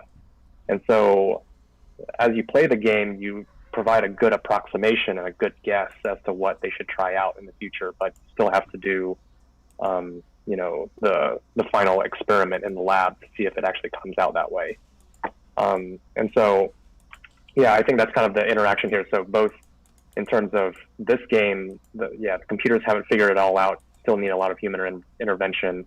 And yeah, I agree in general too. Like there's still a lot of, computers are very narrow. So they can be better at humans, but in a very narrow field. You can't, you know, we're not very close yet to developing something that's more generalized. And so when you bring all your skill sets as a human and how things could, you know, configure in 3D space, how things could pair together, other experiences that computers are not as, you know, versatile at, then you can have an advantage, I guess, in this kind of game. And how much ultimately does, because, you know, we're talking about this as if, you know, we can run through all these permutations, you know, not only on the game side, but on the computational side. But of course, then the hard part, or I shouldn't say necessarily the hard part, but the part about actually taking this into the lab happens, right? And so I'd imagine this is fairly expensive. I think in the one of the folded videos we're going to show, they talk about this costing like, you know, like a used car, like just to run like an experiment. I don't know exactly what the costs are, what used cars go for these days, but it sounds like it could be rather expensive to then take these results, take these puzzles that are being solved, and then run with them. I'm curious what you all think about that side of things. You know, once we actually have some good ideas here, because there's probably more good ideas than we actually have resources to run with, right? Or is that not the case? Yeah, I mean, there's so many possibilities, right? Like Cameron was explained it very well. You have 20 to the n number of possibilities if you have n different amino acids. And so, yeah, for proteins especially, it's more difficult to synthesize them and then test them out. I think RNA, DNA is a little bit cheaper. The technology is a little bit faster for those. But yeah, especially for proteins, you know, actually it's explained in this trailer for Eterna, right? They said, you know, once you get to a certain level, whatever, you know, they have certain confidence in what you presented as a solution to their puzzles. They're more than happy to test it out in lab, and hundreds at a time. So the technology for RNA testing is much faster. In DNA sequencing, you guys can submit your own SPIT to 23andMe, for example, and they can sequence it pretty quickly as well. So there's a real world difference in hardware and technology for sure. Proteins are more difficult to do, and so I think that sort of depends on grant funding and things like that. But you know, if you do get a really great score with Foldit or something, you know, that's totally different than what they have been. So, okay, yeah. So I can describe a little bit more in detail what this search space is like. So imagine you have, you know, like Cameron said, you have 400 different possibilities for just 2 different amino acids. Not that they can really fold, but let's just say you could test out 400 different folding structures. You might start looking you might get stuck in a certain mindset, and you guys will figure this out when you play these games with the more complicated puzzles. You'll start searching in a particular space. So I want to stick this beta sheet against this one, and then I want to see what else happens. But if this first choice that you made to stick these 2 sheets next to each other is incorrect, you know, you maybe think outside the box, like, let me reset and start over. So I'm going to take these apart, move them to different spots, and look around. That act that you did to say, I'm stopping this and going to a totally different space by moving across. Computers get stuck in those minima, like when we're kind of stuck looking at this pairing. Yeah. And they can sit there and look and look and look and look, and nothing's going to get any better. Your score won't get that much better. But you as a human might know, like, let's just think outside the box. Let's move this around, or, you know, rotate it some other way. You're moving to a totally different section in that search space, and you might find an even better solution there. It's funny how you're almost incorporating humans, like, kind of a flash of irrational thoughts in your mind. I don't know if that's the best way to describe this. Well, but intuition, but or yeah, intuition, Lawrence right? might push back. Yeah, I don't know. In its most complimentary, intuition, but in its least, it could be like my daughter just literally pulling, different elements apart and suddenly coming up with a solution that a programmer or a scientist wouldn't necessarily suggest the computer to do, right? To solve that problem. That's right and wrong. So yes, computer algorithms build that in. They'll say, okay, just every now and then, just like shake the whole bottle and just wiggle everything randomly and start over. Like they'll do that too. So there's different really great search solving algorithms that kind of do that kind of thing. The best way to imagine this is imagine you have a very large space in front of you, like a landscape, totally flat. That would indicate every possible. And imagine you're going to throw like a 400 marbles on that landscape, right? They're all just going to spread out flat, no preference anywhere, right? So that's considered there's no preference, so there's nothing going to happen. Now imagine you make one giant divot, or you make a very big, like kind of, my hand can kind of do this. They're all kind of going to fall into this valley, and that's what you're looking for. You're looking for the absolute bottom of that landscape. And that's a very simple thing if you just made one giant hole and everything kind of falls in the bottom. But really what this space looks like is it's very jagged. There's all kinds of little small bump, and there's one giant big bump at the very bottom, like a golf course. Let's say there's only one giant bottom where that golf ball can really go down. But along the way, there's a whole bunch of like tiny little bumps and things. And so the computer might get stuck looking at these tiny valleys rather than looking for the really big global minimum. It's incredibly fascinating to think even how to emulate that to kind of Lawrence's thoughts there. I mean, that I do want to bring in a couple comments here that we got. This that should be the whole AI conversation could be a whole nother topic for sure. I love that. My father worked in that area, so I guess I got a natural fascination. Urios on Twitch. Actually, before we get to that comment, I want to thank several people. Thanks so much for the bits, Coinmonger. Really appreciate you supporting this conversation. Thanks, Devin, for following. Thanks, NotBot for the subscription. We really appreciate that so much. It feels kind of like we're doing NPR pledge drives sometimes with this stuff. We're obviously putting out content that differs than most of the things that you may see on Twitch, but we know that there is an audience who wants these types of discussion, so it means so much to us that you support it. Urios on Twitch has two really sizable comments, so let's get to these. So he says EVE Online, which is a really famous video game, / CCP, the developers of that game, is using players to help sort out data sets, more or less. So pretty much players can engage with the project discovery in EVE Online via minigame, in which they will use a tracking tool to mark groups of cell populations present in blood, thereby helping scientists in understanding how different cell populations and types are altered through infection. Players will also be rewarded for their participation with in-game content. Those logging into EVE Online will find a detailed...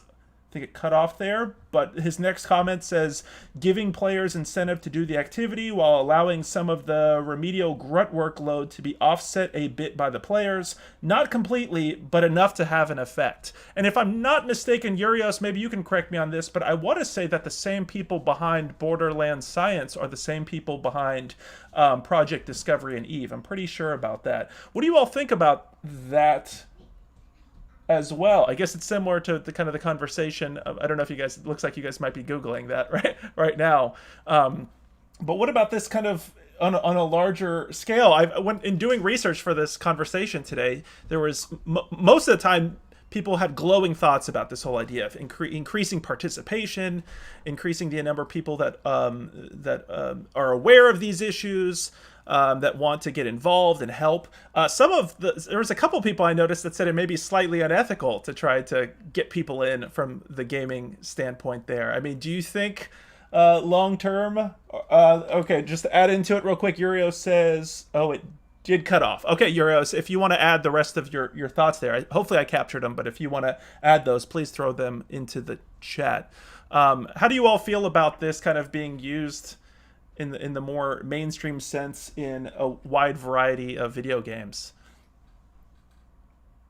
So was the unethical sense that people were playing video games for their own enjoyment or for whatever incentive, but they were unwittingly contributing to some other cause, whether it's scientific or something else? I think it was multifaceted. I think that's part of it and also potentially the idea that you may falsely be falsely giving the players a sense that their work is actually contributing more than it actually is. I think it sounds like we're all kind of not necessarily in that boat, and we kind of see the positives there. Yeah.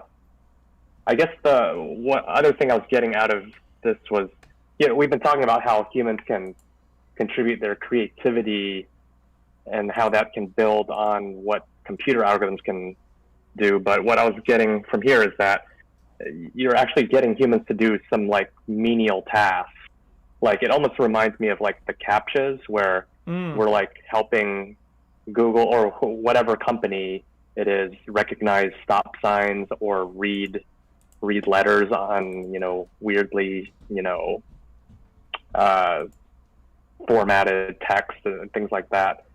And so I do think that's another avenue where even really simple tasks, seemingly simple tasks, so like tasks that seem less complex than protein folding, we still need a lot of input from humans to train the computers. So in the stuff that I do, for example, we look at, tens of thousands of radiology images, and we try to find pathologies on these images, but it often involves us spending many hours and days just drawing boxes around things, endlessly. And I sometimes wonder if anyone's interested in trying to design a game to help with the stuff that we do in drawing boxes around, blood clots and things like that. That would be pretty cool in order to accelerate that kind of development. But I do think that's probably another good way to leverage the crowd and leverage, gaming incentives to do things that would be useful. Yeah, and I think to Urios's point, he added a few more things into the chat. Thank you for that, Urios. I'd also be curious for you and others involved in the chat. Thanks again for everybody who's on Facebook, YouTube, and Twitch watching this right now. I'd be curious as well. Okay, I think you're confirming that, it is the same team behind Borderlands Science. But I'd be curious how much time you've spent in that, and also the whole idea of in-game incentives. I think that's really fascinating, because I think Borderlands gives you some sort of temporary buff. For the sake of time, I'm going to have to switch to Fold It here, but I do want to give a quick idea of some of these kind of more complex puzzles here. Like, what is this right here? This, if everybody can see this mRNA spike protein therapy for SARS-CoV virus, which causes COVID-19. As you can see, kind of, I haven't looked deeply into this specific configuration here, but hopefully that at least gives a fairly, the scale of it all, comparatively to what we were dealing with earlier, I think, can tell you the scale of the puzzles that we're involved with doing here. Any last things on this before we go over to Fold It, gentlemen? No, this is actually a great segue, I think. I was trying to speed read this, but something's a little confusing. But so this image here you're showing, or they're showing you here with the different big circles and stuff, that's like one of the more advanced puzzles. It's one of their potential therapeutics for interacting with the spike protein Lawrence was discussing earlier. And that protein sequence looks like it's listed down there. And so each one of, if you scroll down a little bit, Mike, all those letters, M, F, V, and so on off the top, those are the letters for a protein. RNA and DNA only have 4 letters, like Cameron was saying, but you have 20 different letters for protein, and so you can see how complicated that's going to be. So it's kind of what I was saying earlier. Is this a binary code of sorts for this? I mean, is this... So good question. Not exactly. So it can't just be ones and zeros. It's 20 different letters, right? So it has to be like 20... I don't know what that would be. Or quaternary for DNA, RNA, where you have 4 different letters for each spot. You could create a binary. I mean, this is like intrinsically a base 20 code, but you could convert it into a base 2 code. Like there's nothing fundamentally different as long as you have at least one distinction. You can translate between the bases. It's just you would have to have a longer string so that each block could be identified. So you asked about that would not correspond. That would not then correspond to directly to the physical, model that's being implied, in the sense that each letter there refers to a particular amino acid. You would have to have a mapping from the binary code to the letters, and then to their connections. Yeah. So sorry, I didn't mean to interrupt you. No, it's good. I think I was just going to segue to Foldit, but I was going to interrupt Mike's question about COVID. So did you guys have any thoughts more about, I guess, Eterna and COVID? Maybe we can get to some of those thoughts when we get to Foldit, because for the sake of time, because I don't want to hold you guys too long, or else we may get in trouble with our significant others here. But I do want to spend a good chunk of time on Foldit, because it's really fascinating as well. If you guys don't mind muting just for one moment while we play a trailer for Foldit. So this is a trailer for the next game we will be discussing, Foldit.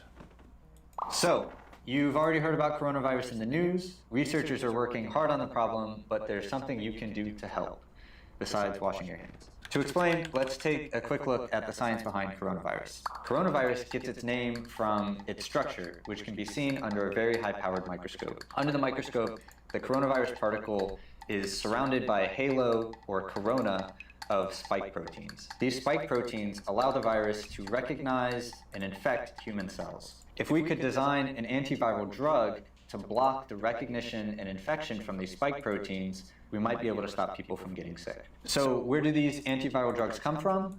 We think we have an answer with Foldit. Foldit is a free online game you can download from our website, fold.it. Foldit is run entirely by academic scientists at universities around the US and is not for profit. We recently posted a new Foldit puzzle that allows anyone to try and design an antiviral protein against coronavirus spike protein. To get started, you download Foldit from our website, sign in with the username, and play through some tutorials to learn the basic rules of the game. We have a beginner puzzle in which you can refold an existing protein that binds coronavirus. We also have an advanced puzzle where players can design a new protein from scratch. The most promising designs will be manufactured and tested at the University of Washington Institute for Protein Design for binding against the coronavirus protein. We want to emphasize that this is the very first step in drug discovery. Any antiviral proteins discovered by Foldit players would still need to undergo lots of testing for safety and efficacy, and that will take time. We hope you check out the puzzle. The more people who play, the better chance of finding an antiviral protein that might stop people from getting sick. Thanks for watching. Thanks for playing. Stay tuned for more updates. So that was a trailer for Foldit. We should also say, there's a lot of institutions involved with a lot of these. This is connected to the University of Washington. The Eterna was connected to Stanford and a number of other foundations. And what you all see in front of you now is Foldit. So we're moving into a 3D environment here. Can you all explain what we are looking at? I know. This is like one of my concentrations was in biophysics, and so was like I studied for 5 years, so I'm so excited about this. Okay, sorry, Cameron Lawrence. Okay, so what we've been building on before, you're looking at, I think this is just 3 amino acids. So this is what Cameron was talking about. The length of it, L equals 3 in this scenario. And so this dark red, you just look at the bottom little platform. The dark red on the left is 1. The middle sort of pale pink is the second one, and the dark red on the very right is the third one. And each of these, that's considered the amino acid backbone of the protein. And that protein, it's kind of a linear thing right now, but you can also shape and move that around.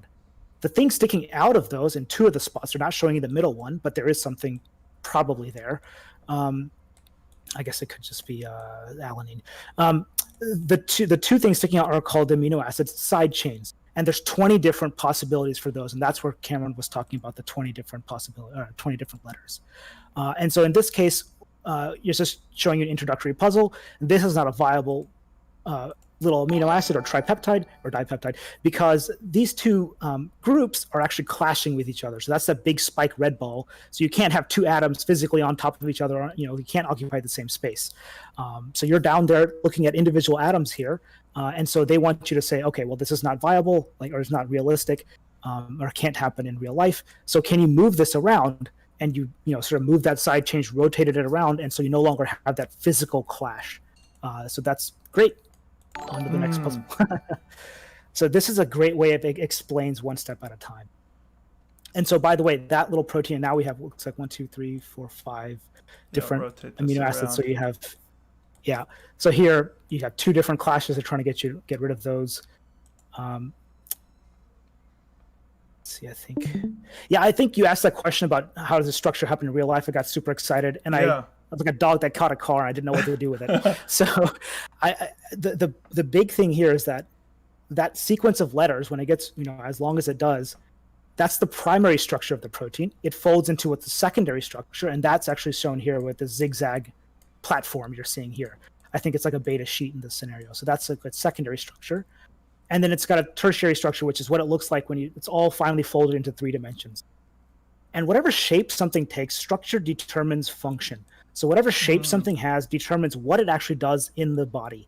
And so if it's an enzyme, it's trying to change if it's trying to break glucose up into smaller bits so your cell can turn that into energy, that's an enzyme. It's going to chew things up and turn them into different things. Other proteins are just there for like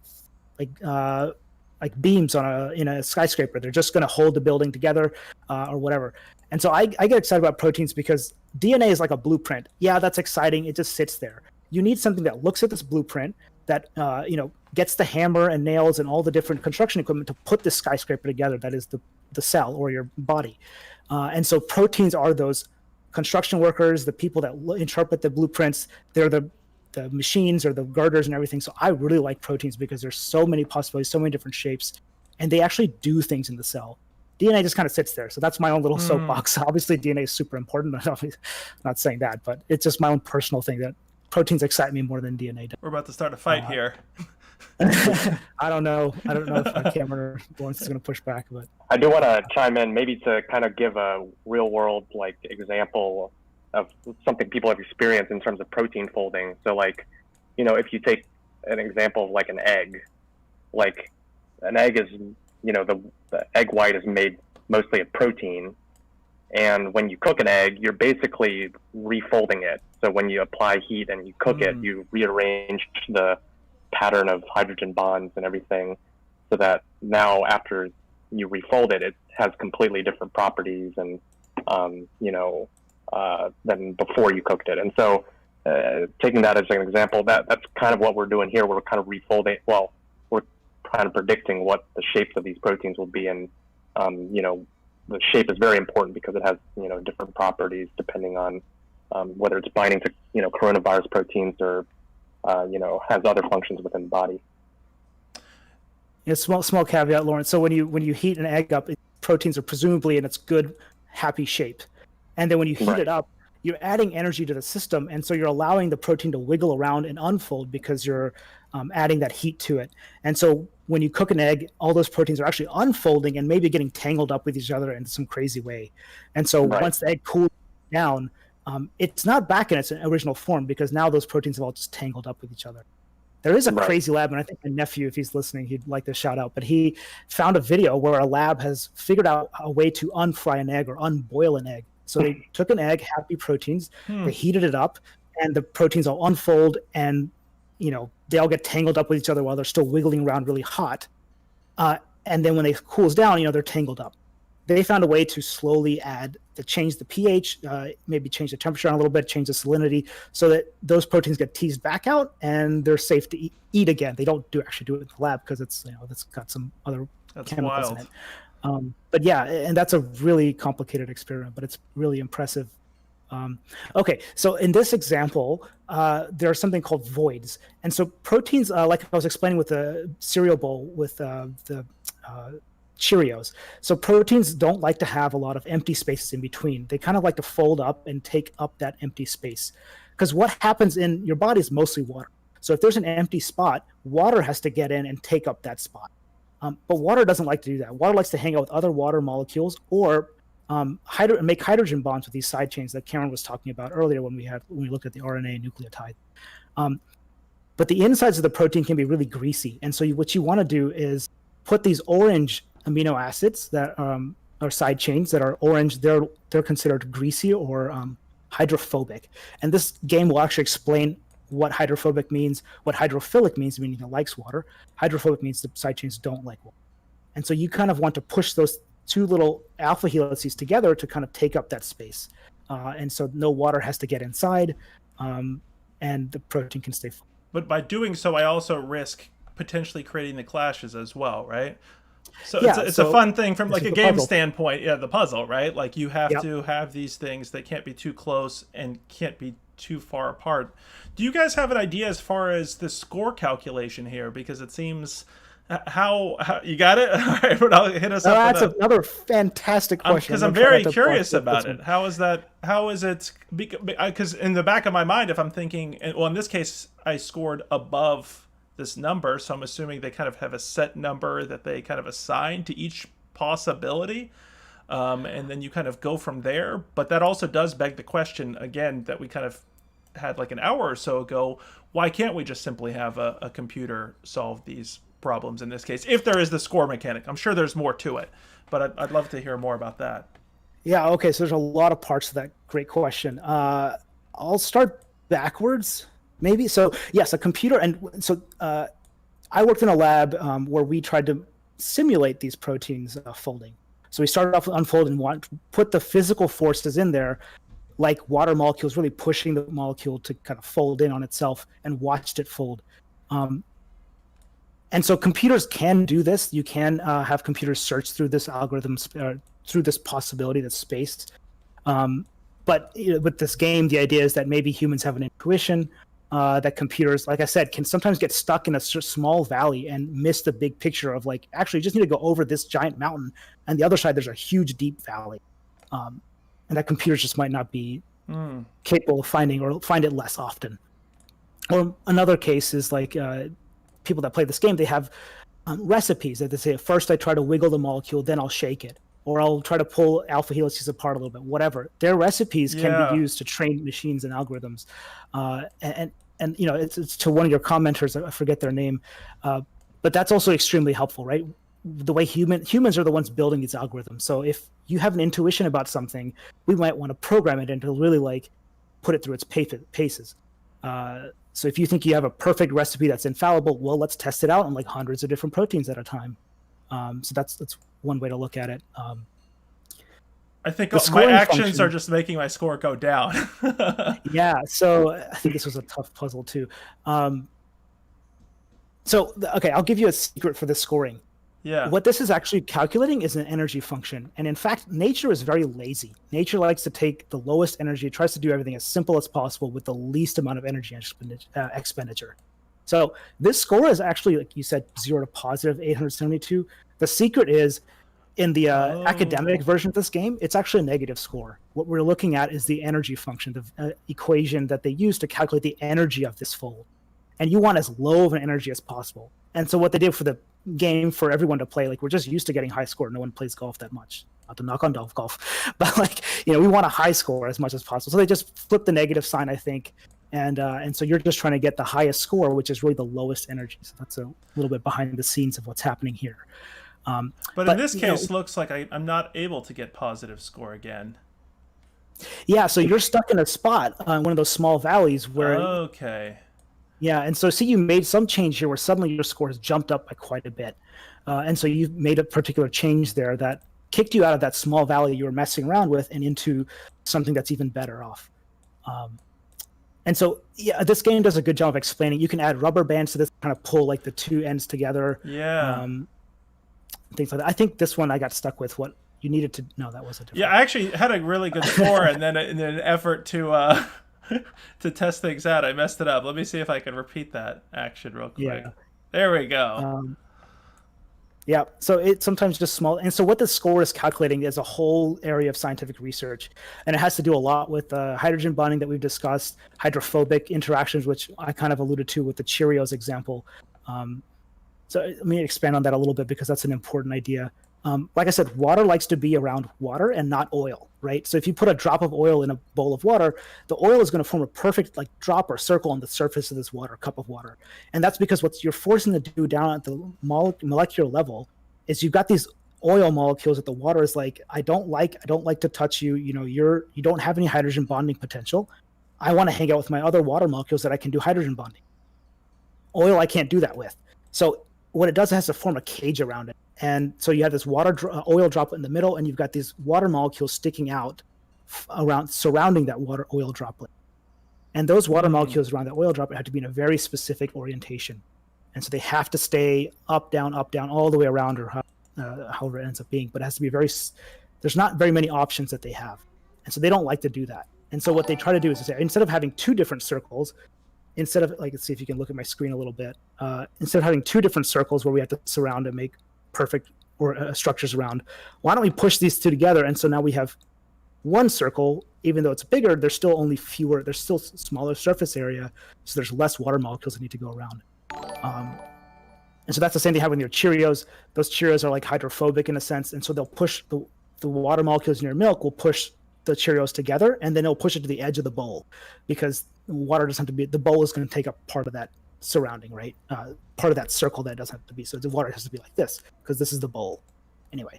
So these are I see with the hydrogen bonds. Right, so exactly. So they do a great job here. These are two beta sheets, and there's little zigzag patterns in the backbone. And so the red and blue dots here are positive and negative ends of a potential hydrogen bond. To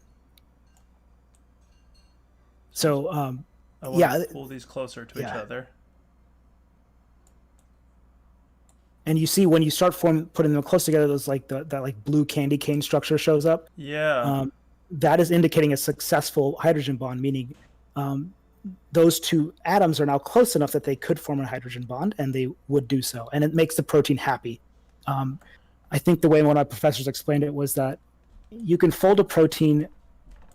If you fold a protein and it has hydrogen bonds, that's great. But if you have no hydrogen bonds, it's impossible. So you have to satisfy the hydrogen bond as much as possible. And you also have to fold the hydrophilic, the oily side chains, the orange ones, as to be as close to the middle of the protein as possible.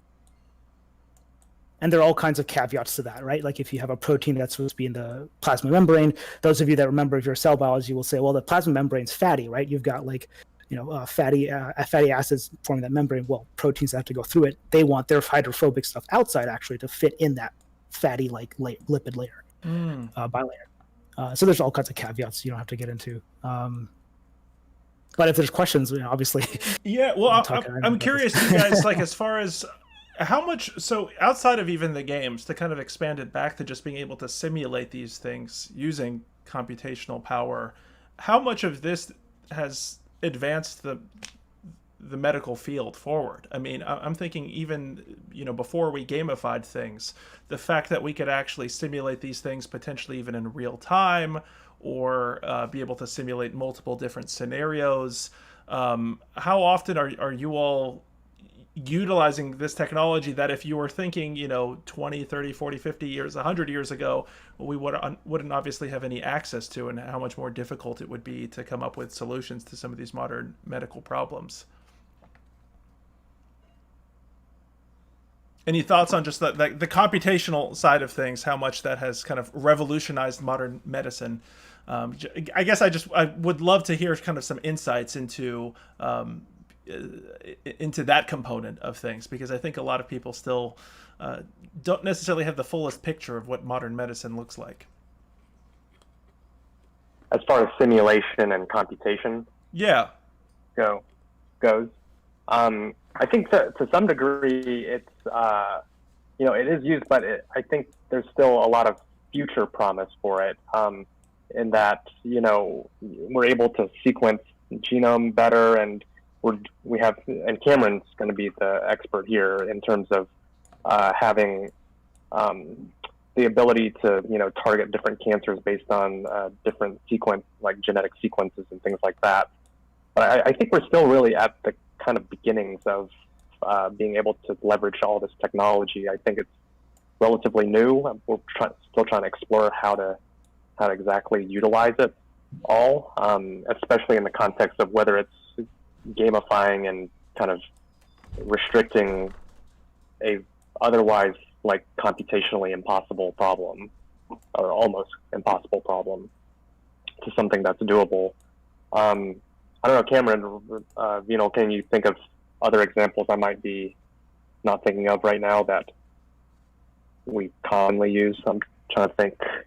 There might be something that's obvious that I'm not remembering. Well, it doesn't really require that we have a complete understanding of how proteins fold, but I mean, there is one relatively large category of drugs that is dependent upon interactions between proteins and how they fold. And those would be in the domain of what are referred to as immunotherapies, in which we sometimes design, sometimes select in a lab antibodies that are capable of binding to a particular molecule, and the way in which they're capable of doing that is dependent upon an interaction between two proteins. And that interaction between two proteins is highly dependent upon the particular way in which each of those proteins fold. And so there have been situations where, you know, on one hand, we can generate antibodies that target specific molecules through what I'll just roughly bracket as a selection process, where we don't necessarily understand all the details of how the binding works, but we just demonstrate that the binding occurs, and it occurs in a relatively specific manner to a particular molecule. But there have also been efforts to design protein sequences that would be capable of binding to a particular protein sequence, or, you know, or to design a small molecule that would be able to bind to a particular subregion of a protein. And in designing those molecules, both of which are different categories of pharmaceuticals, it is often very useful to be able to essentially simulate and understand the structure of the protein target. In the pharmaceutical domain, I mean, there are only too many examples to really single out any particular one, but it's extremely routine to find that there is a protein which is activated in some way in an aberrant manner, which is causing some pathological process to occur.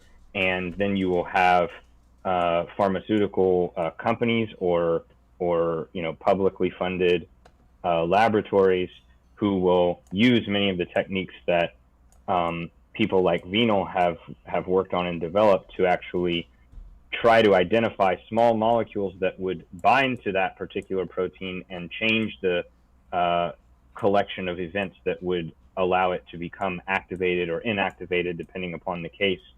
And so, you know, that is an extremely broad application of this understanding of how proteins fold.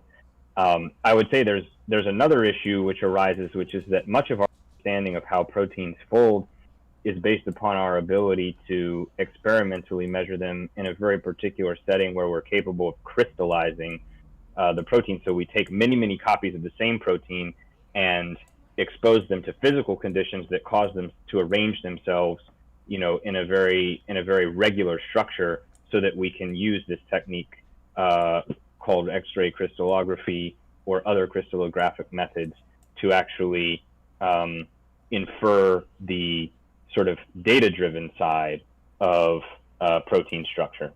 And that is not necessarily the only relevant conformation of a protein for biological function.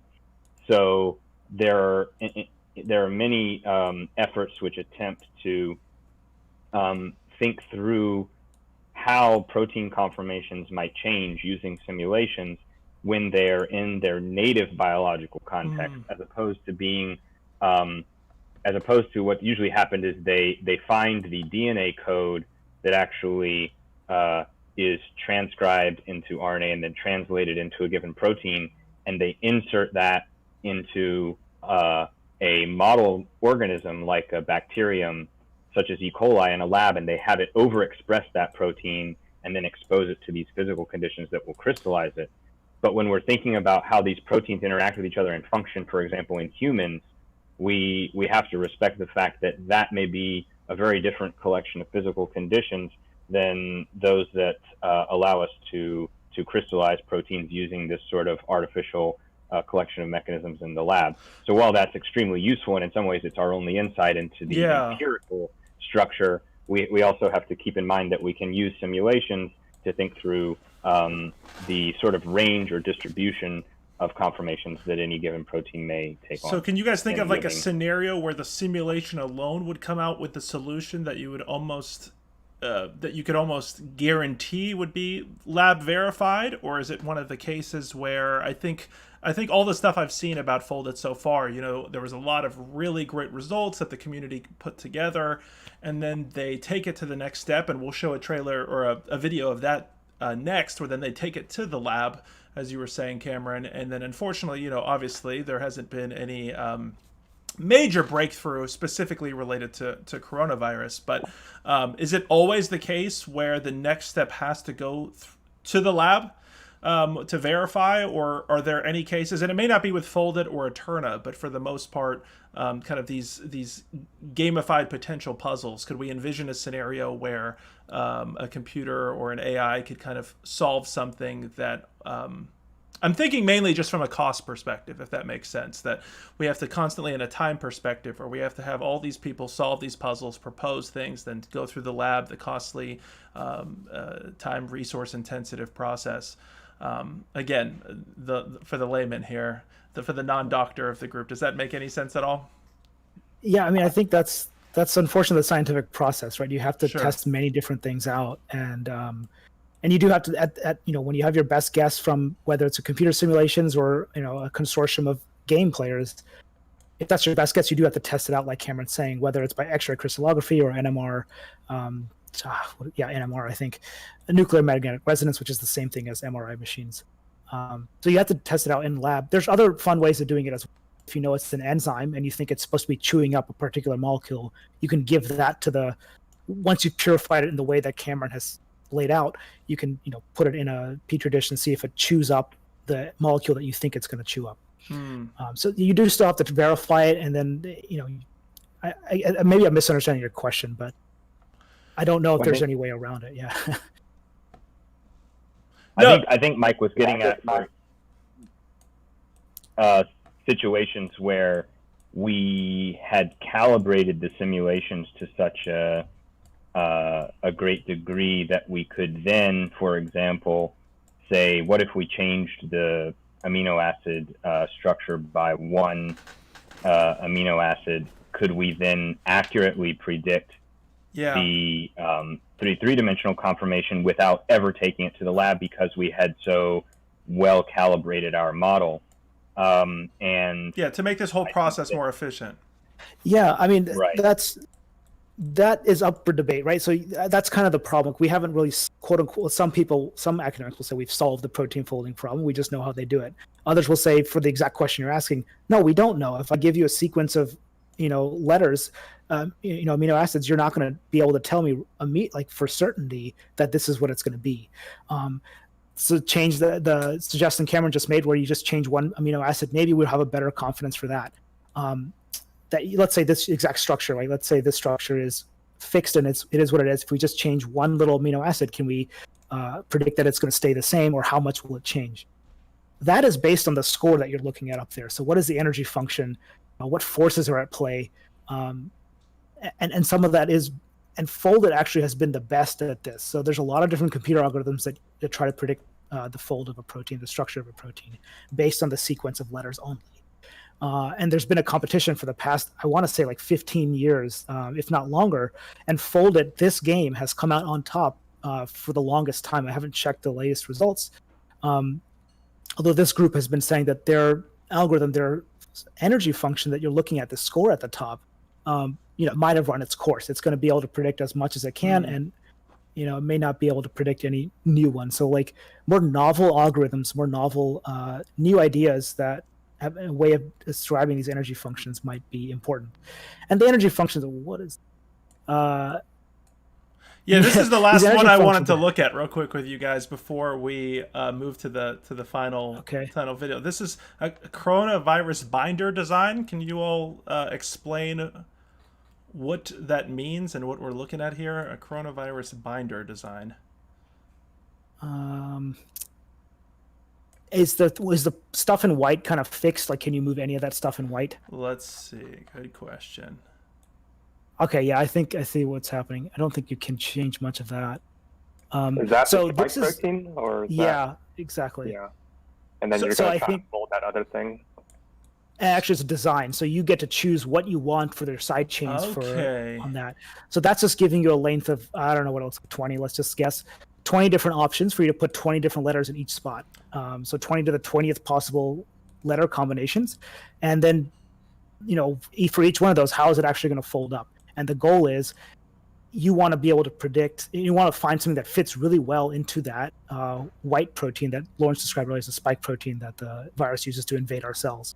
So you want to find something that kind of blocks that protein. Maybe you from should go attacking make our some cells. random decisions there, because I think what's maybe a little confusing is the idea is that as we make decisions about what the particular amino acids might be at each location in the polymer on the top, I think it would eventually, the idea is we would find a way of selecting those such that the molecule on the top would eventually fold and participate in a sufficient number of interactions with the structure on the bottom that we could confirm that there would be relatively specific and relatively strong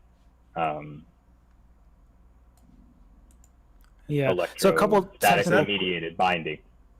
Yeah, Sorry. so it's kind of doing it here, but so technical thing here. So hit stop at the top left. Yep. Because I think you're on you're automatically wiggling Oh, this yeah. protein, and there's nothing. I'm not going to be so awesome to say this is useless, but it doesn't look that useful right now. It's okay. So But there you go. Like, instead of it being a straight line, now you can see it starting to fold as Mike's making some decisions. So yeah, you should move it around a little bit, and it also looks like you can design. I think maybe blueprint. I haven't figured out how to Yeah, change. we the side should chains say each for of these, those but- watching that this is more of Yeah. an advanced. This is quite an advanced puzzle here.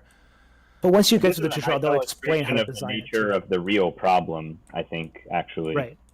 that people have to face. Yeah. And so what the goal would be, so these were, to reference the picture we used earlier, these are kind of the spikes that we see on the coronavirus, correct? And then so we're looking at something that essentially inhibits them by wrapping around them. Is that a fair way of describing that? You don't necessarily want to wrap around. Well, maybe, but there's a particular binding pocket or something in that white protein, and you want to invent. You want to design something that kind of fits into that binding pocket. So let's say this is the spike protein. You want to find something that kind of fits in like a lock and key as tight as possible. Okay. And that's going to require designing what goes on each one of these. So like I said, there's let's say 20 different spots for you. You have to pick and design what you want for each one of those 20 spots. Up to this point in the tutorial, you were already given what was in, you were given ATG, let's say, I think. Yeah. And so, you have to just fold what was given to you in this scenario, and the tutorial will walk you through each one of these steps, how you can, this software, this game lets you design every single one of those spots, like what goes in each one of them. Right now, But I this think looks in like terms of the yeah. Well, I think Mike was also asking about, is there some clear expected function if we are able to design a protein that binds to this given protein, which is the one which is already folded up in white mostly there. And I think the answer to that is no. We might be able to design a small peptide here, which would bind to this other segment that we have in their three-dimensional conformation, but then any downstream biological effect of that would not be predicted, other than just to say, well, if we synthesize this peptide and we put it in a mixture that contained many copies of the other, we would expect them to be, to be able to bind to one another. And that's all that we would know, I think, from a successful round of this level of the game. Yeah, and then that's exactly, then it goes to the next big steps. Thanks for clarifying, Cameron. The next big steps in science. So like, then, how would you turn this into a therapy for humans? And or would there be any side effects? This protein you designed might be really great at stopping the spike protein from COVID-19 virus, but is it also going to affect some other proteins in your body, and that could be detrimental? So you don't necessarily want to try this thing. Yeah.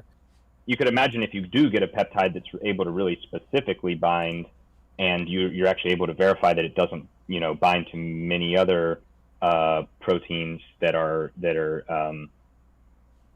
produced in normal conditions. You could imagine attaching some other molecule which was known to be, let's say, for example, toxic in some way to the virus, and then you could use this peptide to specifically deliver that toxic molecule to the vicinity of the virus, for example. Now, please, I'm not a virologist, and this is obviously not. This is just a completely hypothetical scenario, but it maybe allows you to begin to see how this would play into the sort of thought process that people have been going through in terms of trying to think through different ways to target the virus. And actually, before we go to the last video about this, showing how they take it to the lab, can you guys just give the viewers an idea of the benefits, the medical benefits that we can have from successful solutions here? I mean, because obviously the kind of the core conversation here has been about coronavirus. This puzzle specifically relates to coronavirus, but looking at the Folded website, they talk about cancer, HIV, AIDS, like even biofuels. Like, how can you guys give a larger scope as to a larger sense of how this can be used? So it kind of goes back to a couple ideas that I'm excited about, but this is a great way to bring them all together. So here what you're doing is you're trying to find a structure of a protein or a shape of something, right? A shape of a protein. And like I said earlier, proteins actually do things in the cell. They either kind of bring things together, or they kind of chew things up as enzymes. So maybe you want to design an enzyme that I don't know, it can do whatever you want, right? So you can design that, and so the structure kind of determines the function, like I said earlier. So if you figure out a structure that you want, that's also going to dictate what that protein is going to end up doing. So whether you want to treat Huntington's disease or Alzheimer's, these are proteins that fold badly. They have like a good way they're supposed to fold and function in the cell. But then these proteins can also misfold into a different, like I said, a different valley, if you imagine that landscape again, and that can be detrimental. And so understanding how these proteins fold determines a lot about the disease. But also, like Cameron described earlier, it can be used for therapeutics. Like you could attach something that you want to go into that cell using a protein.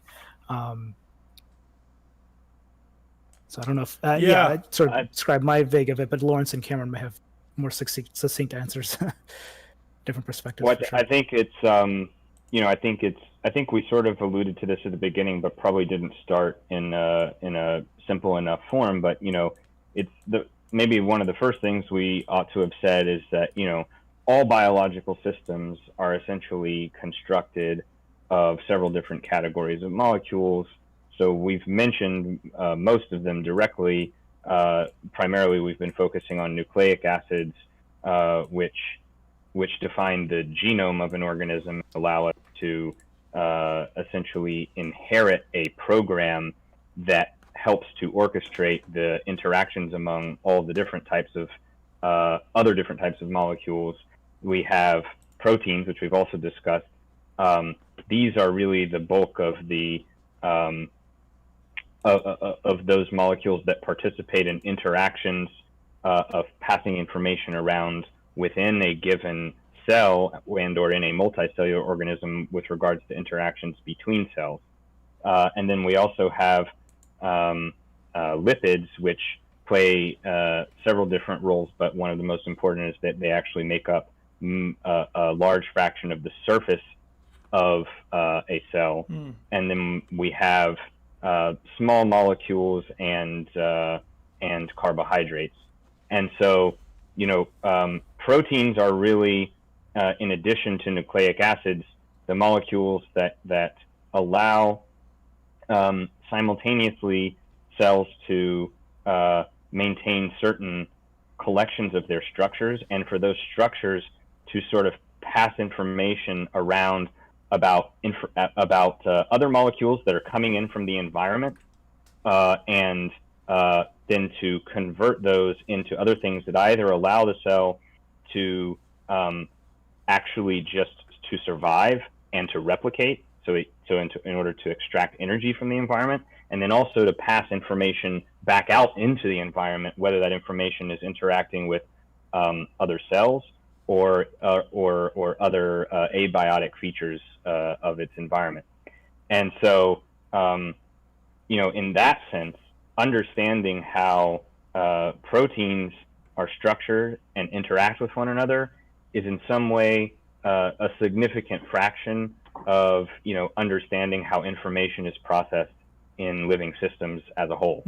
And Vinal brought, the problem is there are too many different examples that we could give that are relevant to biological systems, because proteins are so ubiquitously important in almost all biological functions. So in addition to being on the surface, of a virus, which is relevant to this current situation that is of interest, they also misfold and cause Alzheimer's disease and Huntington's disease and other pathologies of that sort. They're really, you have ion channels embedded in membranes that can have mutations that completely change, for example, the physiology of the heart, and it goes on and on. There are just so many different reasons why we need to understand this really fundamental problem in order to understand how biological systems function, that it almost seems too broad to try to pick out specific examples. So even though it's not, for example, the case that we can perfectly model protein structure in the same way that we model the aerodynamics of an airplane in simulations and only construct a very latent prototype that's built really on top of mostly what are simulation after simulation after simulation. The effort to understand in this particular example how proteins fold is part of the same type of process, which is driving at what you, Mike, were alluding to earlier with regards to being able to actually make the entire scientific process within biology more efficient, because it is too expensive in a very fundamental sense to perform all of the experiments that we would need to perform in order to understand this really fundamental characteristic of how proteins fold and interact with each other. So the broader program of building up better and better tools to create those simulations, to minimize and better select the experiments that we can afford to perform, is just a really broadly crucial aspect of understanding biology as a whole, and that ultimately feeds into medicine. But it's a much, in some ways, it's a bigger thing, certainly than just coronavirus. Sure. And also even than any particular disease process or any particular application. Yeah, and that transitions perfectly to our final video about folded.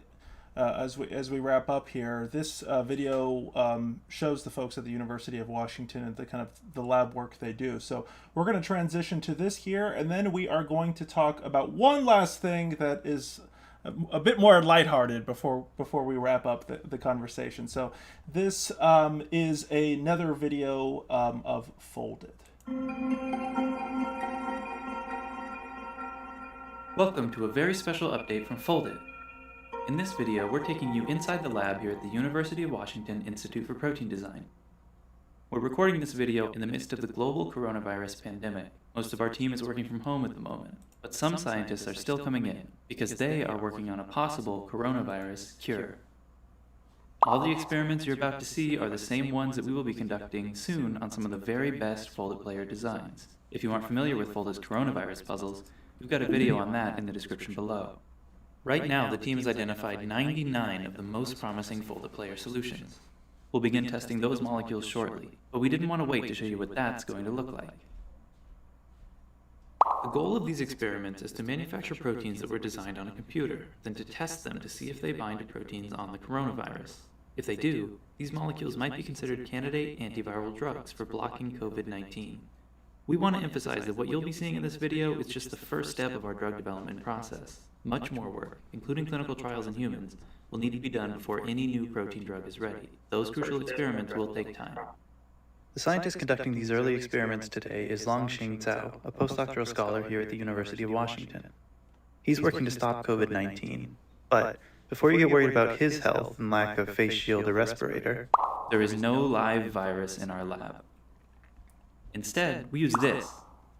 This tube contains a purified sample of the novel coronavirus's spike protein, which is the same gray protein you've seen in all folded coronavirus puzzles so far. Because we work with a recombinant protein, there is no risk of infection. Our scientists have been designing proteins against this target, just like you can do in Foldit.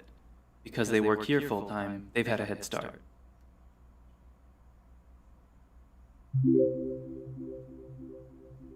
Our experiments always begin with synthetic DNA. DNA is the blueprint for making proteins. Thanks to new DNA printing breakthroughs, it's now possible to create from scratch thousands of synthetic genes that encode whatever proteins you want. This tube alone contains over 12,000 genes, and it costs about as much as a used car. Once we've acquired the DNA that encodes the new proteins, we need to put it into cells so that they can carry out those genetic instructions. In these experiments, we grow yeast cells. Laboratory yeast are great at making proteins. In this case, we've genetically engineered each yeast cell to not only make one specific designer protein, but to also decorate the outside of the cell with many copies of that protein. This is called yeast display. For a designed protein to block coronavirus, it has to bind to it. We measure whether this binding is happening using an instrument called a flow cytometer. This machine flows a thin stream of liquid containing the cells in front of a series of lasers. The stream is so small that each cell passes the lasers one at a time. The lasers illuminate fluorescent molecules that have been attached to the proteins. The spike protein fluoresces at a different wavelength than the binder. If the binder actually sticks to the spike, the machine will report seeing both wavelengths at the same time. That's how we detect binding. Today, we found some hits. These molecules will still need to be studied more here at the University of Washington. They may even need to be further optimized on the computer, including inside Foldit. So stay tuned for more puzzles and more updates from the lab. As always, thanks for watching, and thanks for playing Foldit.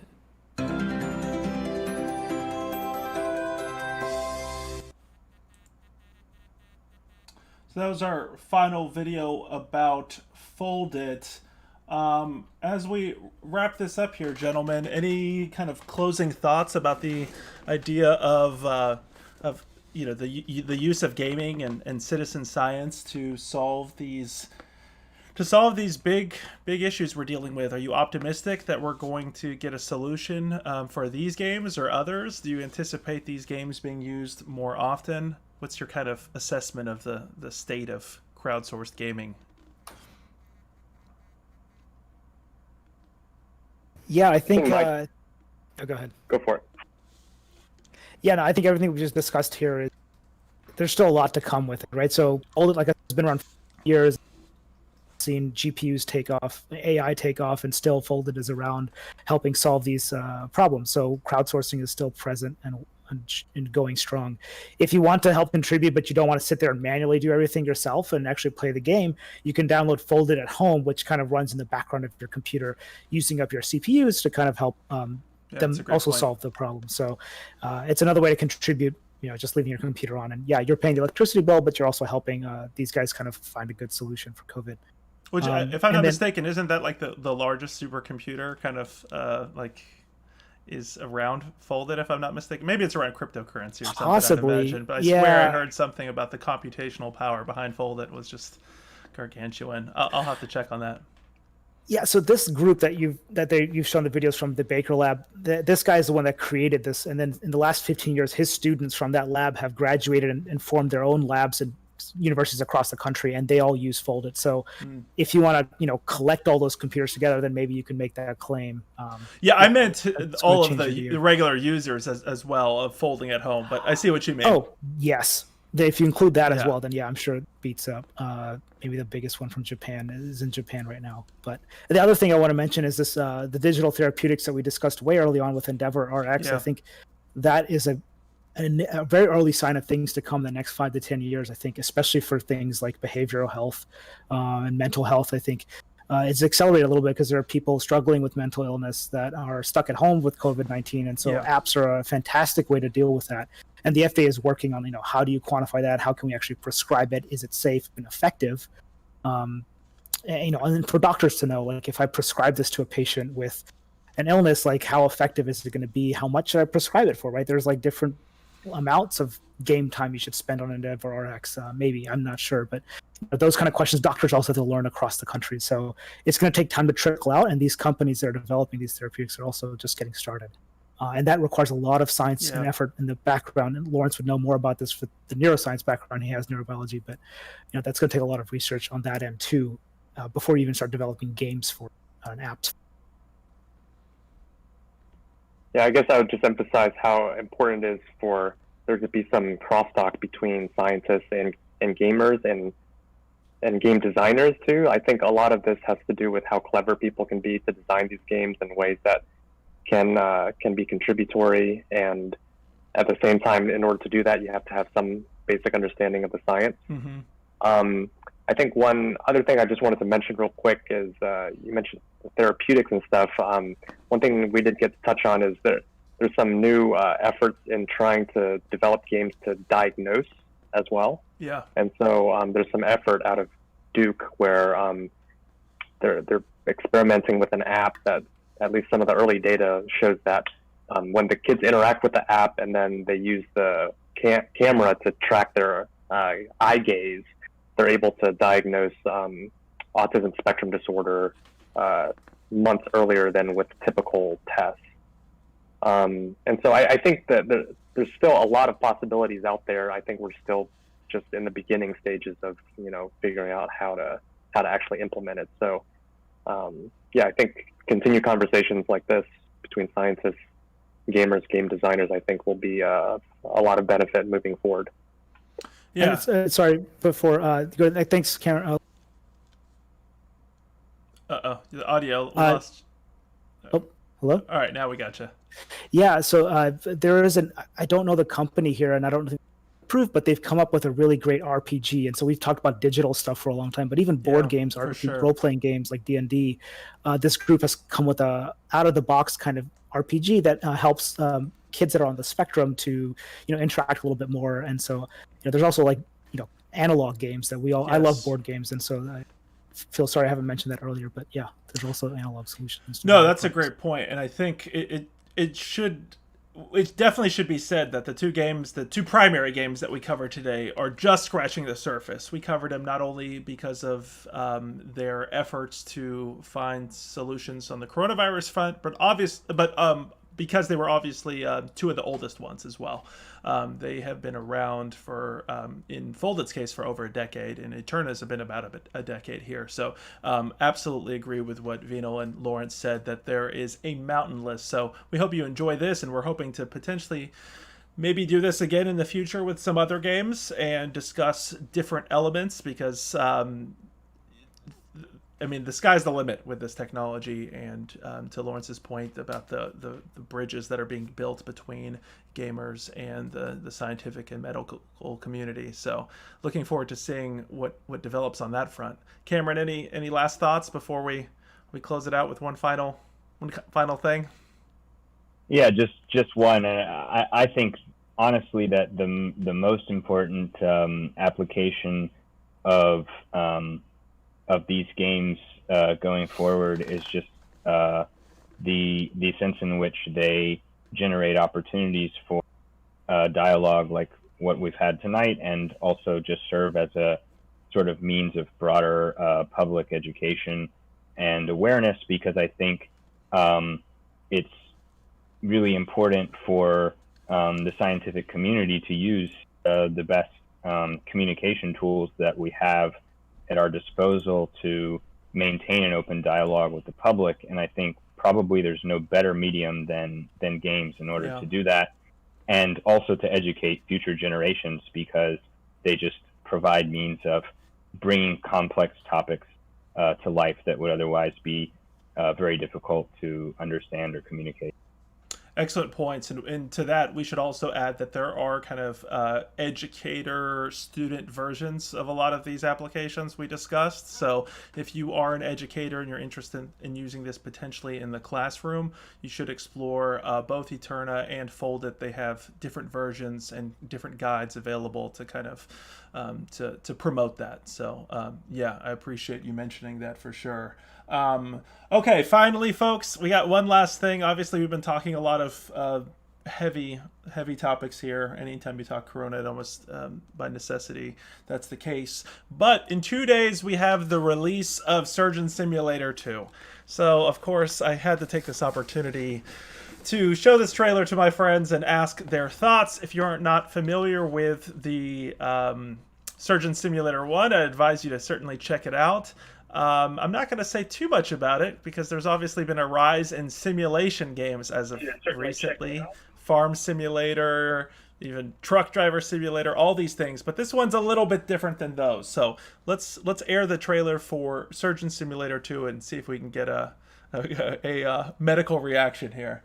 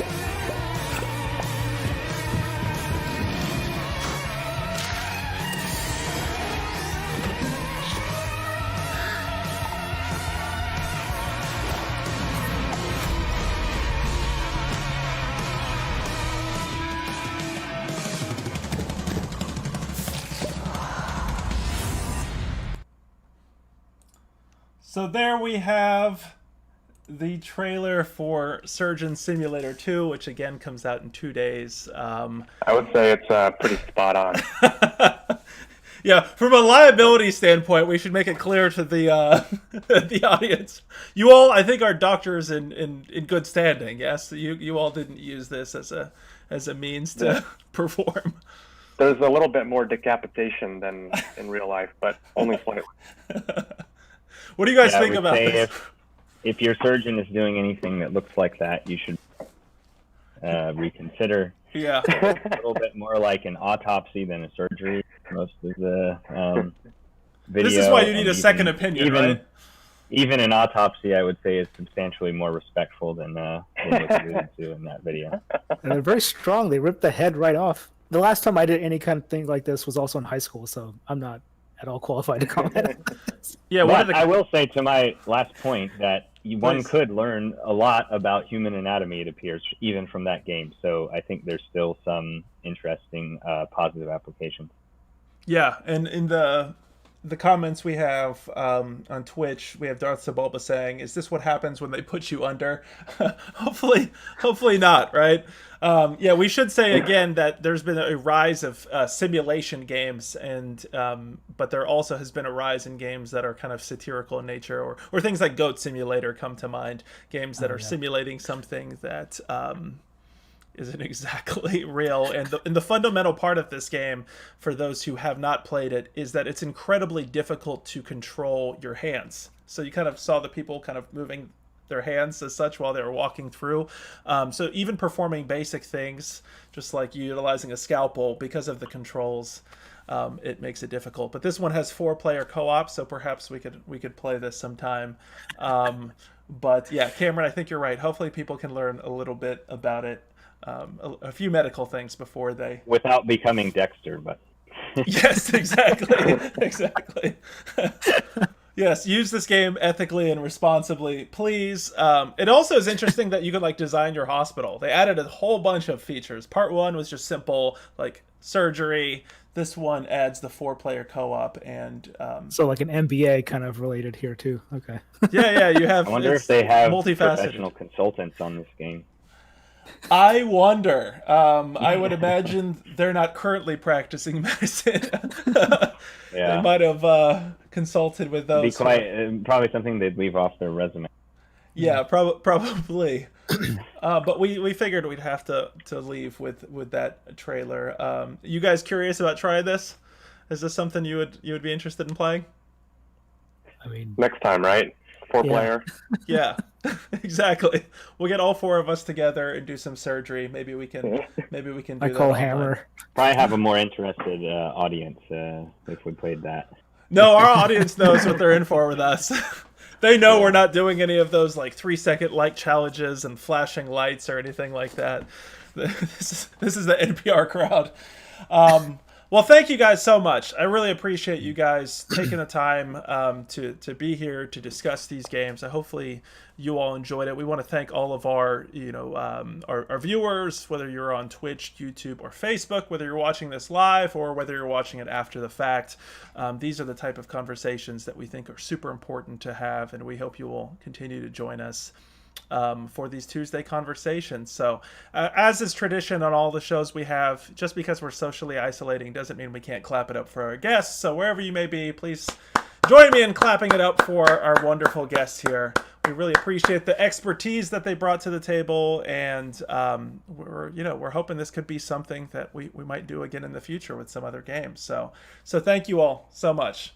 I really appreciate it. I will play Borderlands with you for sure. Yeah, thank you. No, yeah, we'll have to play some more of these games soon. And I heard the alert box, but we're not. Maybe I need to refresh the alert box, so I'll have to check that to see who's been jumping in. But thank you all again to the followers, subscribers, and those who donated bits as well. That's much appreciated. So I'm going to go ahead. Yes. Oh, Mandrew Boss. Clap, clap, clap. Yes, appreciate it. Mandrew Boss, of course, the winner last week of the arcade stick from Red Bull. So I'm going to go ahead and end it right here. Thank you, gentlemen. Really appreciate it before I do some last outro announcements. So I'm sure I'll hit you guys up in about 5 minutes or so. Thank you, guys. Appreciate it. Take care, everyone. All right, thanks so much. Thanks. So everyone, I want to thank you for joining us for Games to the Rescue. I certainly learned a lot, and I hope you all did as well. Hopefully that encouraged you to check out these games. We looked today at Eterna and Folded, and while you're at home and you're practicing social distancing responsibly in the community, this is a great way to get involved, not only to learn more about coronavirus, to educate yourself a bit more, but to also participate in a solution. So we really hope you all enjoyed that. I see a comment that just came in. I'll add that in here. Thanks, Manager Boss, for jumping in. You said, got here late this time around, but wanted to say thank you nonetheless for putting on another one of these. I will definitely be checking out the VOD. Awesome. Thank you. We appreciate that. We love doing these conversations. This is the type of... We think we're bringing some new content here. And as Potions and Pixels, many of you know, is a nonprofit organization, we believe that games have the ability to create social impact. We know so. And so we hope that you all will continue to participate in these discussions. Again, if you want to check out our archive of prior talks, you can check out Black Voices in Gaming. That happened three weeks ago. That was a fantastic discussion. We also have Women in Gaming, which unfortunately somehow I accidentally just deleted early on in this conversation, the image here. So you'll have to make sure to check that one out.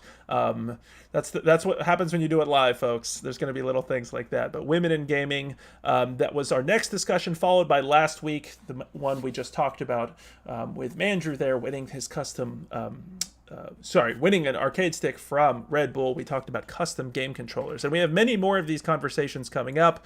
Next week we have Black Voices in Esports. Join us for a really cool conversation. I've really enjoyed talking to these guys. We've had some late night conversations delving into everything about esports, the politics of esports, the organizational structure of esports, everything. And so I'm looking forward to that conversation.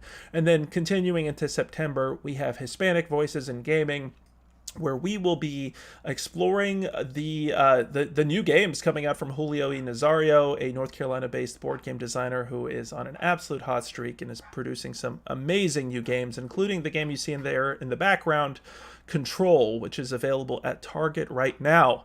Of course, you can also join us for Indie Game Club. This is one of my favorite things to do each week. On Mondays, we play through a set of games, and on Thursday, we discuss them with a group of guests, similar to what you saw here today. It is essentially, we describe it as a book club, except for indie games. So hopefully that sounds like something that you will be into. If you want these types of in-depth discussions, please join us for that. You can see all of these are sponsored by Lowe's. We really, really appreciate the support Lowe's has provided us. They believe in these types of conversations, and hopefully you do as well. And we should say that if you are on social media or you are on YouTube or Twitch, please go ahead and follow us, like us, all that good stuff. We really appreciate it. YouTube, if you could subscribe, all of that good stuff. Of course, outside of talking about games, we also play them.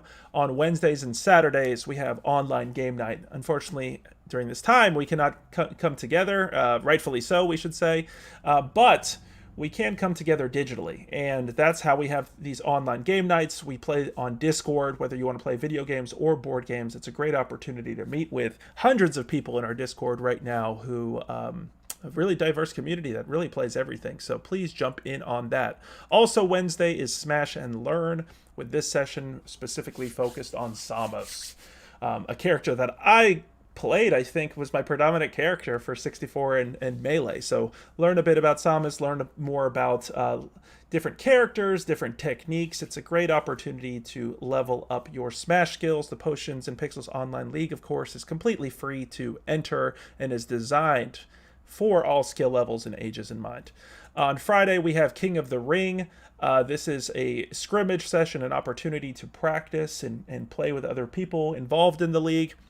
And then finally, we should say on Saturdays, we always hold tournaments. This is an opportunity to play against some amazing people in our community, as well as win real-world money. And the last 2 weeks, we've held 2 placement tournaments, so now we have our league established, although I should say you can totally still join. In fact, we're encouraging people to continue to join throughout. We are going to have our silver tier players jump in, as well as our bronze tier players. And anybody can join in through the potionsandpixels.com/league URL, potionsandpixels.com/league. Again, all skill levels, all ages in mind. It's a free league. So we hope to see you for that. All right, folks, that was Games to the Rescue. Again, we really hope you enjoyed that conversation. We hope you will continue to join us nearly every day for new content.